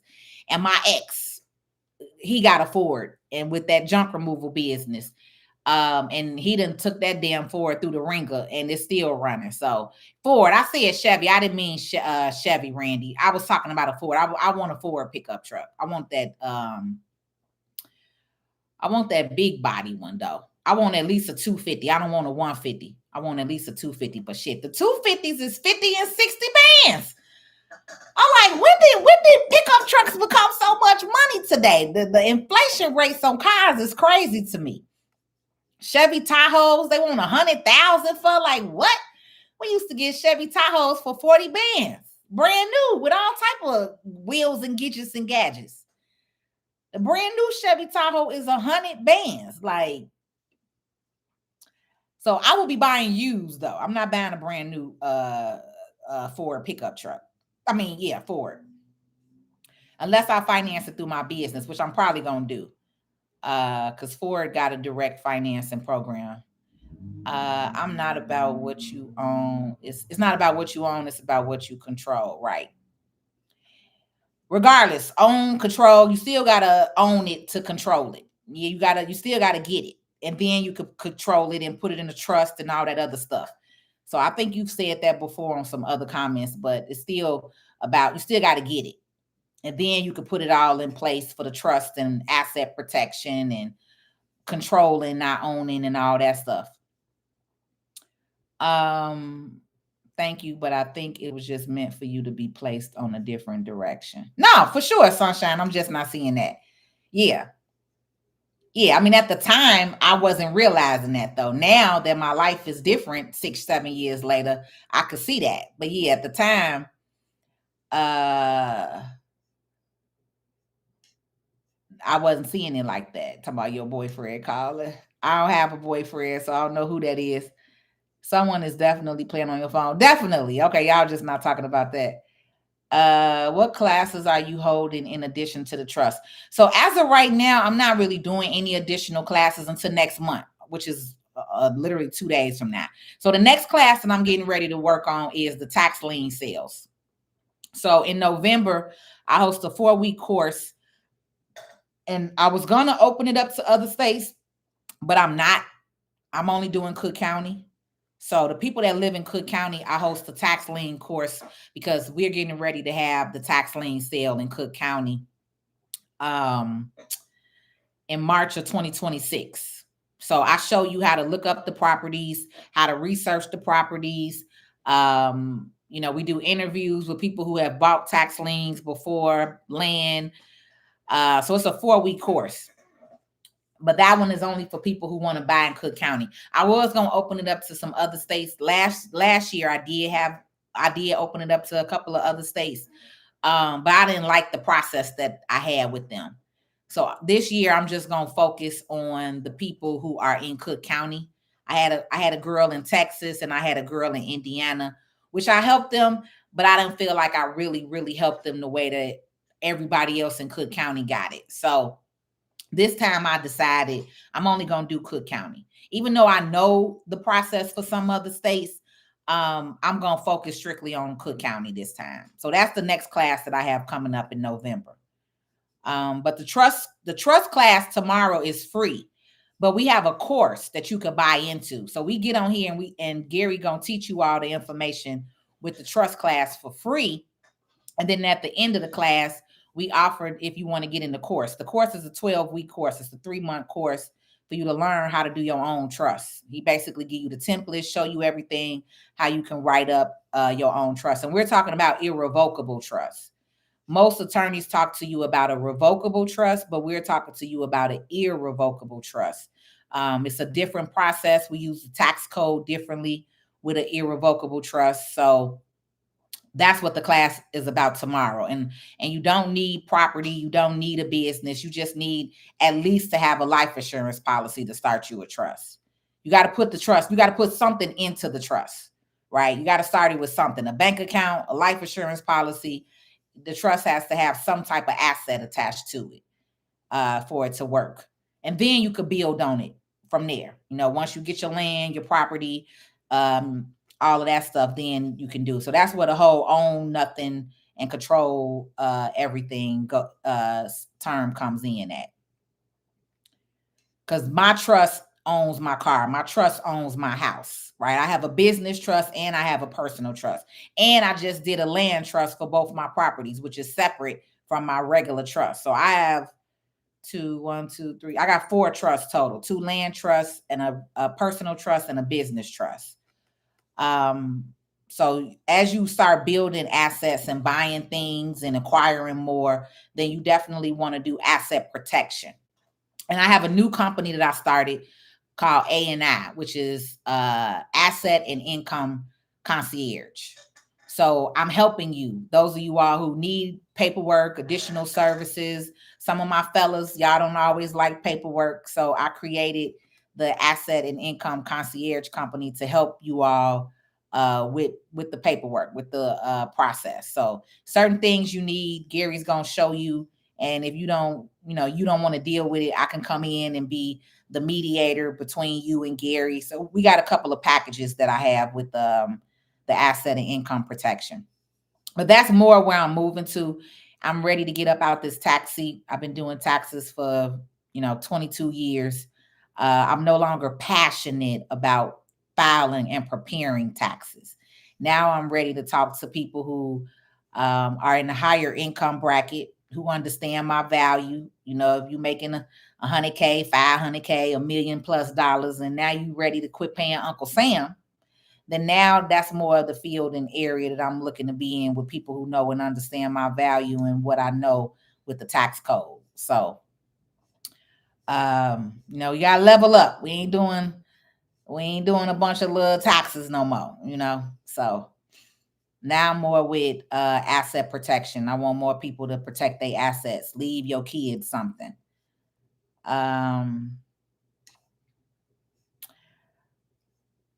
You say you better hurry up and get out of that Range Rover. They have been having a lot of problems with them too. Yeah, I mean the 2 times that I've had my car in the shop it was for basic, regular wear and tear. Like I needed brakes and then I needed some tire rods. So that was it. But I am switching out of it because my warranty is only up to 80,000 miles, and I think I got like 67,000 miles on it. I done put like 30,000 miles on it this last year because I done put it on the road. I be traveling. I'm driving from this client to that. I done put a lot of miles on it too. So I'm definitely trading out, and I'm about to get me a pickup truck because it's time for me to go pull up to these properties. What I tell y'all, that man gave me motivation, baby, when he pulled up to my house and gave me that damn $5,000 check. And I told him too, I said, sir, I'm gonna be just like you when I grow up. I'm gonna be pulling up to people's houses, buying them out their own house after I sold it, after I bought it off the auction site. And he was gonna actually do a deal with me. He was gonna let me keep the house if I wanted to, because he asked me, he like, do you wanna keep the house? And I was just like, no, I'm fine. I'll let it go. I'll take this little 5 bands. They can have it. They sold it to you for 37,000. I'm gonna go ahead and walk away.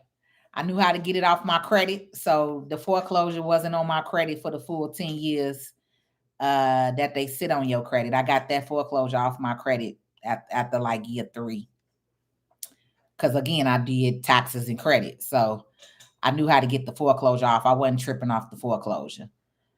Randy, you hilarious. That's definitely someone watching. Y'all know what it is.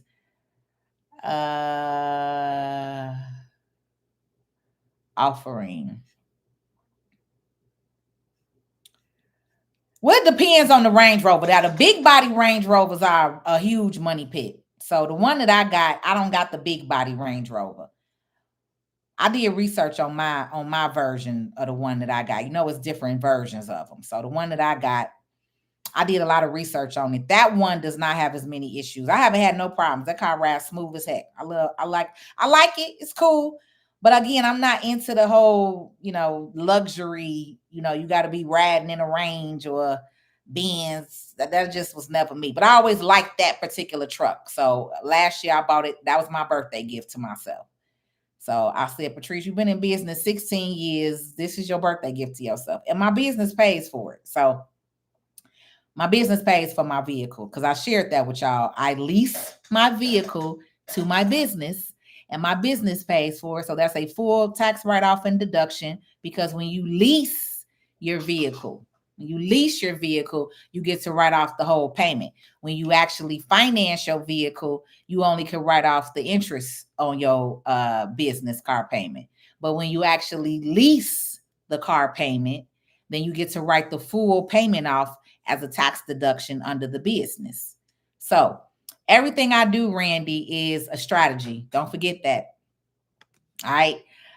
So every dollar that I've spent on the repairs, again, the business paid for it. It's a business expense because it's the business vehicle. So that's the part of what you all have to learn and understand. That's why I said your business will pay for your livelihood. Your business will pay for your lifestyle or your properties. Get you some rental properties, and your rental properties will pay for your lifestyle. That's it. Just get out of the consumer mindset and get in the mindset of ownership. And there you go. All the stuff that you own will pay for the stuff that you want.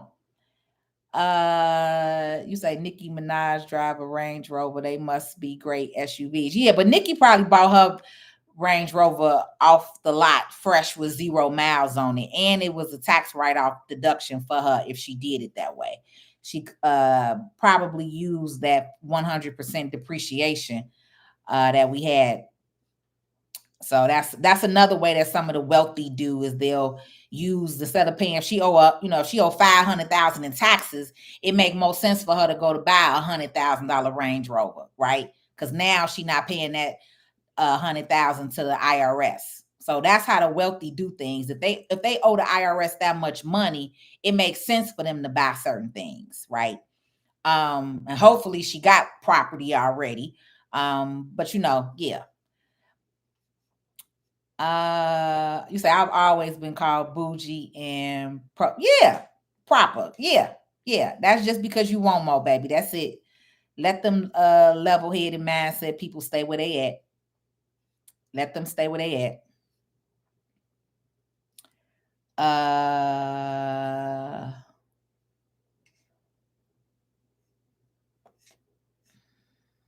I'm just going through the rest of y'all comments. How long we been on here? All right, I'm about to get off of here. We've been on here an hour and 49 minutes. Rita say drive on good roads. The potholes be messing up our vehicles. No problem, eBay scene. Go ahead and shut it down, baby. This is my time. This is my time of the night. You say I owe 35 on my house. I want to leave it to my sister. What do I do?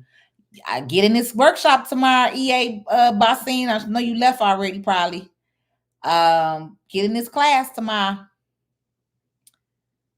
Get in this class tomorrow. All right, I'm gonna get off of Facebook. And I'll wrap up on YouTube.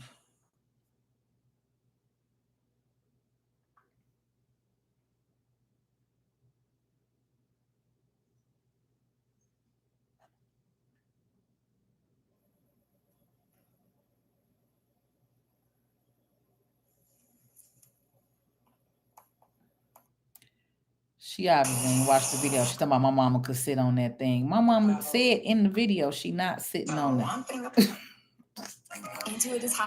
People always want to tell you what you can do on your stuff. Okay. All right. Yeah, that's the hater, y'all. That's all. That's that bad spirit, baby. They be trying to come in and block you. That's why I blocked it and cut my phone. That's why I blocked it and cut my phone on do not disturb. Now can't nobody talk to me. Ain't nobody calling me at this time of night anyway.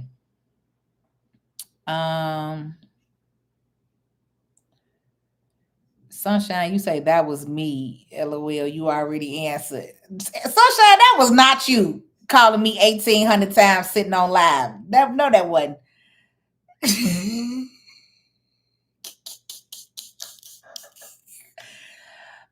Trusted guy say, is it possible to get a judgment removed before 7 years? Yes. Yes, it is. Yes, it is. You can remove almost anything off your credit before the time frame. But yes, you can. You can.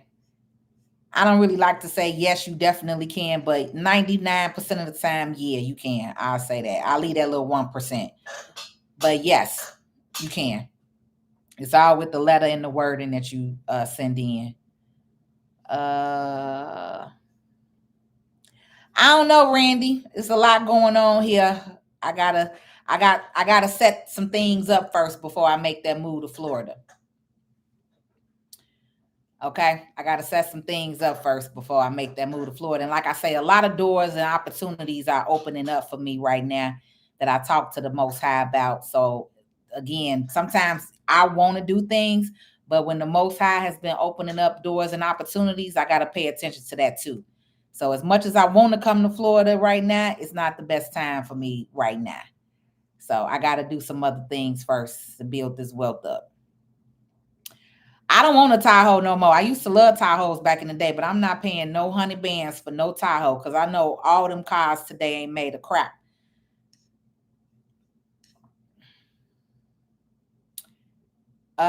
Is the foreclosure class on a Zoom too? So no, I'm not doing a foreclosure class, Miss Kriegler. I just was sharing with y'all my situation.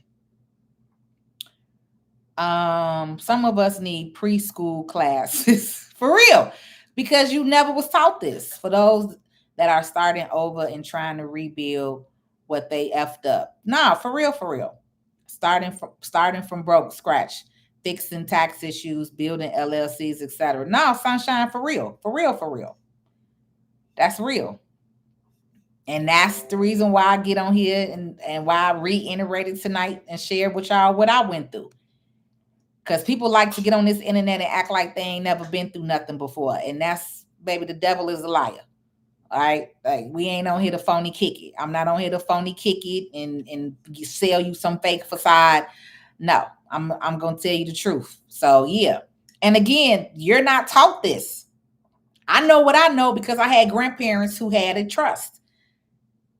My grandparents, I'm a trust fund kid. I ain't one of the trust fund kid like the white kids, but I did walk away with $25,000 after my college tuition was paid for.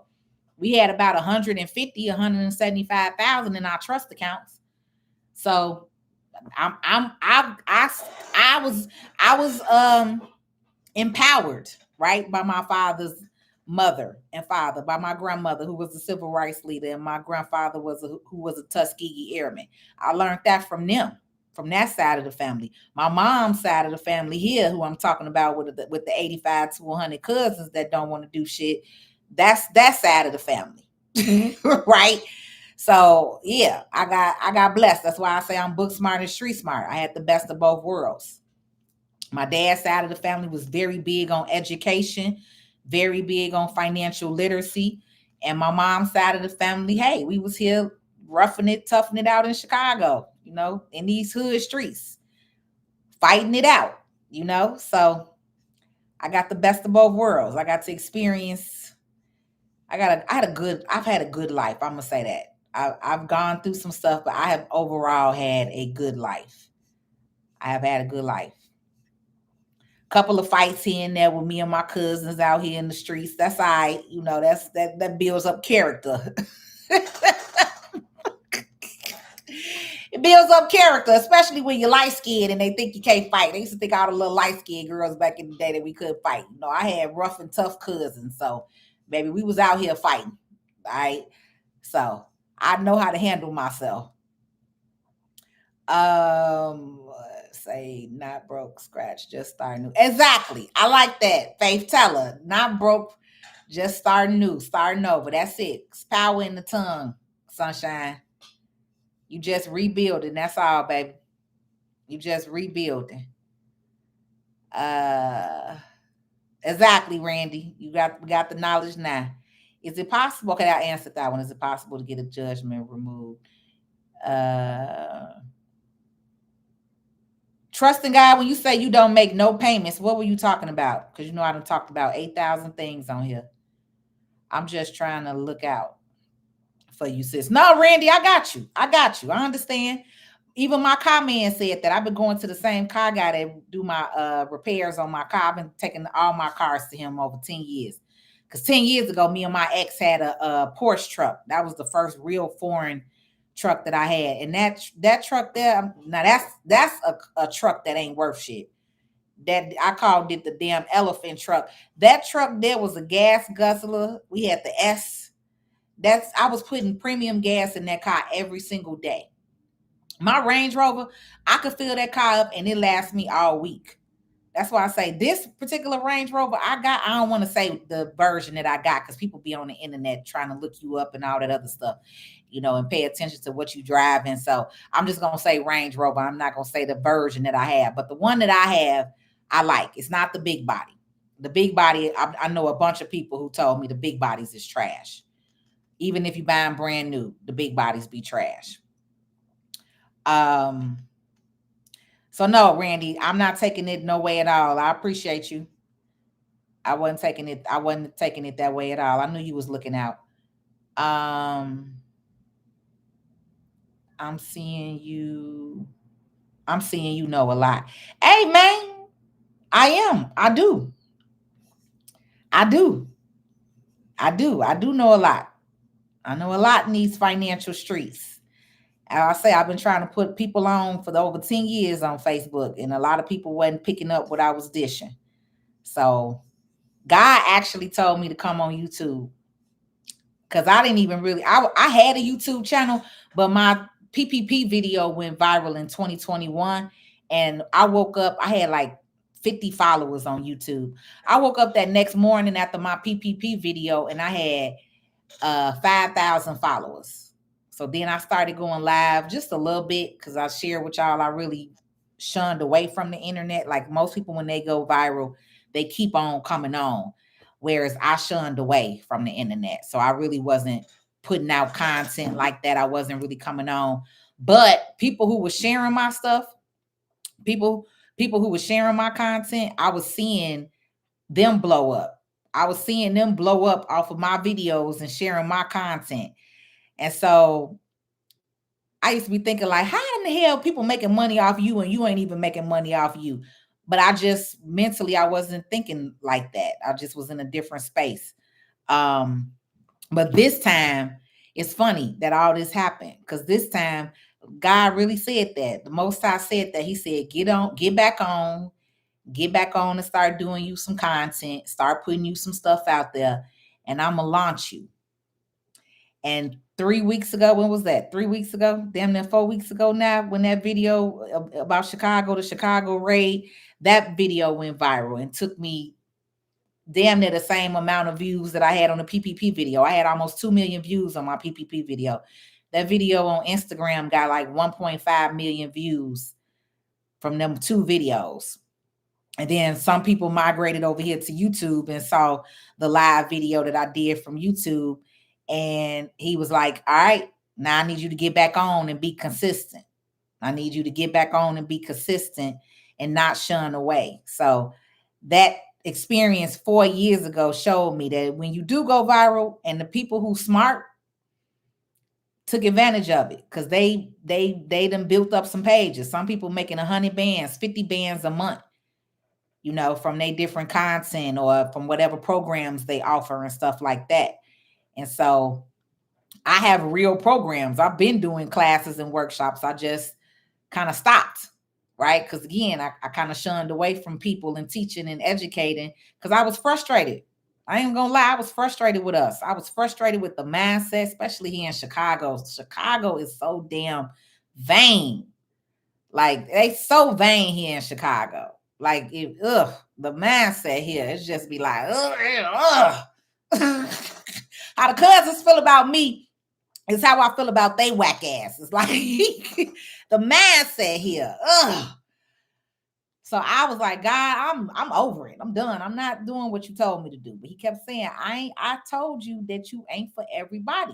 You keep trying to talk to the whole hood, and it ain't the hood that you always be talking to. You supposed to just be on the internet talking to who you talk to, whether they black, white, green, yellow, orange, red, whatever nationality and race they are. If they get what you saying, that's who you supposed to be talking to.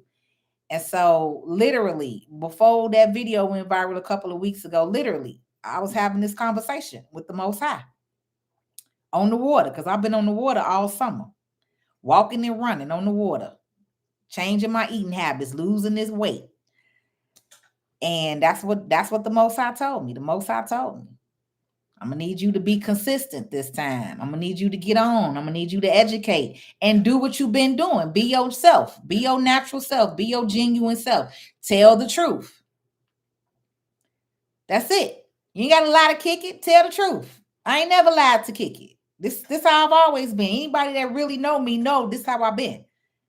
One of my homeboys from high school posted that, like, if y'all don't know, Peach has been like this since high school, staring up shit and causing trouble, as he called it. Like, this been me. I've been this way. Ain't nothing changed. That's just experiences. That's it. Just experiences. And that's what God said. Just tell the people the truth. People need to know that you go through stuff. It's okay. Like Sunshine said, like Latoya said, you go through stuff. I'm going through something. It's okay. Don't let these people out here make you think they ain't going through nothing, baby, because they are. They just hiding it. They just putting on the facade. They just phony kicking it. No, we ain't here to do that. You gonna go through stuff. This is life. Especially if you've never learned none of the stuff that I'm talking about, right? Again, I had financial educators in my life. My dad was a CPA and he had his PhD in accounting. My grandmother was a teacher, an educator. So my life is different because I had those people in my personal life. The school system ain't teach me none of this. Just the same way the school system didn't teach y'all. And they're not going to teach y'all kids. That's why we on here talking about it like that. The American school system is set up for you to fail. I'm going to be real honest. It's not set up for you to be wealthy and to learn the real way of life. The tax code is. That's how I learned the most that I learned. Through the tax code. God put that on me to learn taxes, to learn the system. That's how we sitting here today talking. All right. And that's what y'all gonna learn. Y'all gonna learn this system. Now we're getting the hell up off of here because it's gonna be midnight and I'm about to lay down because I'm tired. Chicago is off the chain. You said that's the whole Illinois mindset. Okay, Miss Kriegler, right? Because you in Elgin. Yeah, it's a lot of people mindset. People say it all the time. That's how they think in Atlanta, in New York. It's a lot of people mindset. That's probably just the American way, right? To think the cars, clothes, rim mentality. You say I'll be in Chicago Thanksgiving visiting my cousin. He live in the Olympic Fields. Oh, okay, he live in a nice area. What about the NIL deals? Are you still getting into that? Yeah, but not at this moment. I'll say that. Like that's some stuff that I'm planning on doing with Gary, especially coming down to Florida. Um, but at this particular instance, I'm really focused on this real estate. I got an investor. I got somebody that's ready to put the money and the funds up. So that's like my main focus right now is to get me this, excuse me, this real estate, this additional property and multi-unit that I want to build on. And then now I've been asked to be a part of a company. The investor that I got, she actually wants to open a business, a company with me. Being a black woman, I would get the minority certifications that they can't get, right? So when you know who you are and you know your value, then that's why I say, baby, I gotta be part of the company. I ain't doing no deals and I ain't owning nothing. I don't got no equity. So now that we signed the paperwork for me to be part owner of the company, we got some shit rolling now. So uh but I'm not open to it if I have a client or somebody that needs it, Randy. But as far as like actively doing it and going to the schools and the youth, and right now I'm not doing it. But the program is always there. But and I always have the consultations if they need it for the NIL deal. And I think, were you the one that messaged me? Somebody else messaged me. My assistant opened the email and didn't tell me about it until like literally 2 or 3 hours ago. So somebody emailed me about the NIL. I gotta respond to that. My classes are always on Zoom now. I don't do a whole lot in person anymore. I used to do a lot of in-person events, but again, Chicago. So all of my classes are on Zoom or StreamYard, but we're online basically. So I've built my whole community online because I do have a lot of people in other states. You said no, I meant getting the property in Cook County. Oh, purchasing the property in Cook County. Are your classes going to be held by way of Zoom?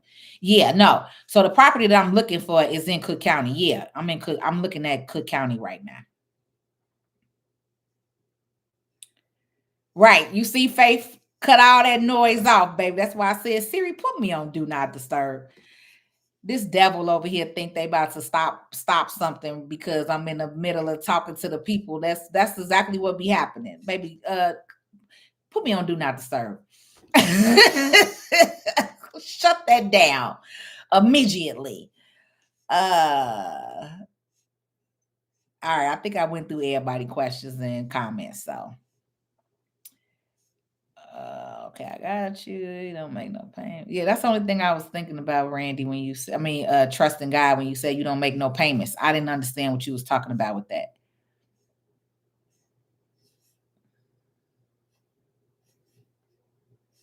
Mm-mm-mm-mm-mm. I already knew that, Sunshine. I knew you was talking crap. Yeah, that's why I said only ignorant people do stuff like that. Call somebody phone 50, 11 times like that. That's one of them little hood girls that got mad. I said something about they Section 8. That's all.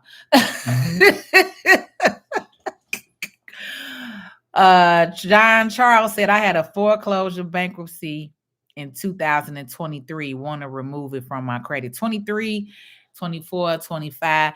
Usually you need that to be on there at least a solid 2 years before it'll come off. Because most bankruptcy courts hold your records up to 2 years. So when you're doing disputes and stuff, or you may not know this, but when you're doing credit letters and disputes, especially if it's like a lien, a judgment, a bankruptcy, something that's a county record or a city or a state record, they keep those records in their files anywhere from 1 to 2 years. Right. So if they wanted to prove it and show that you actually filed the bankruptcy. So normally we wait at least 2 years before you do try to clean up a bankruptcy or a judgment or something like that. I don't personally really do credit repair anymore, but I do sell the template letters.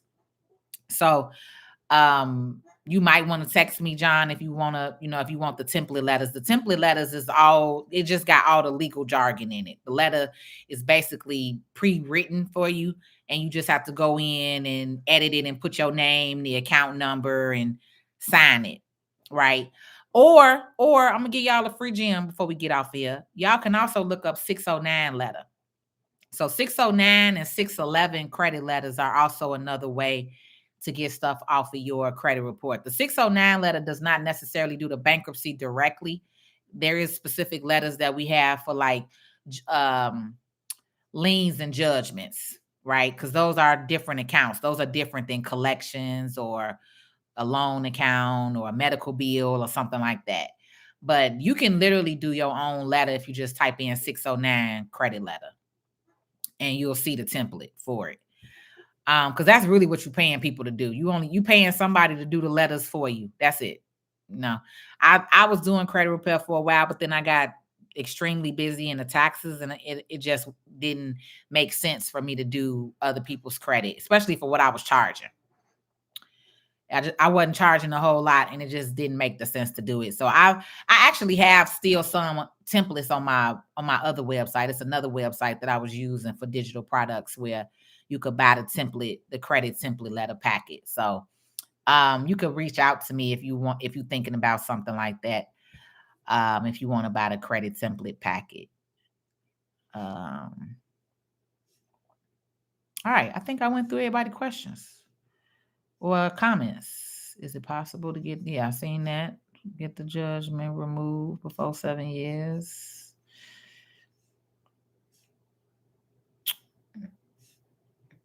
All right, yep, we all up to date, y'all. So this was a good session once again, YouTube. I love y'all. Y'all be over here on it, baby. I like interaction, right? I don't want to just be on here talking. So that's one of the things that I really love about YouTube is y'all are very interactive over here. And I love that. That feeds me. I feed you. You feed me. Right. That's what keep me on here for more than 2 hours with you. So I'm gonna get off of here tonight because I got to get up in the morning and handle some business. And we got class tomorrow night. So I want to get a decent night's sleep. Since me and my mama was up to damn near 3 a.m. last night watching Jeepers Creeper. So, so y'all have a good night. I will come on probably a little earlier before we start class just to remind some of you all um, so like around 5 o'clock because the class started at 6 Central Standard Time. And that's it. Y'all have a good night. Love y'all.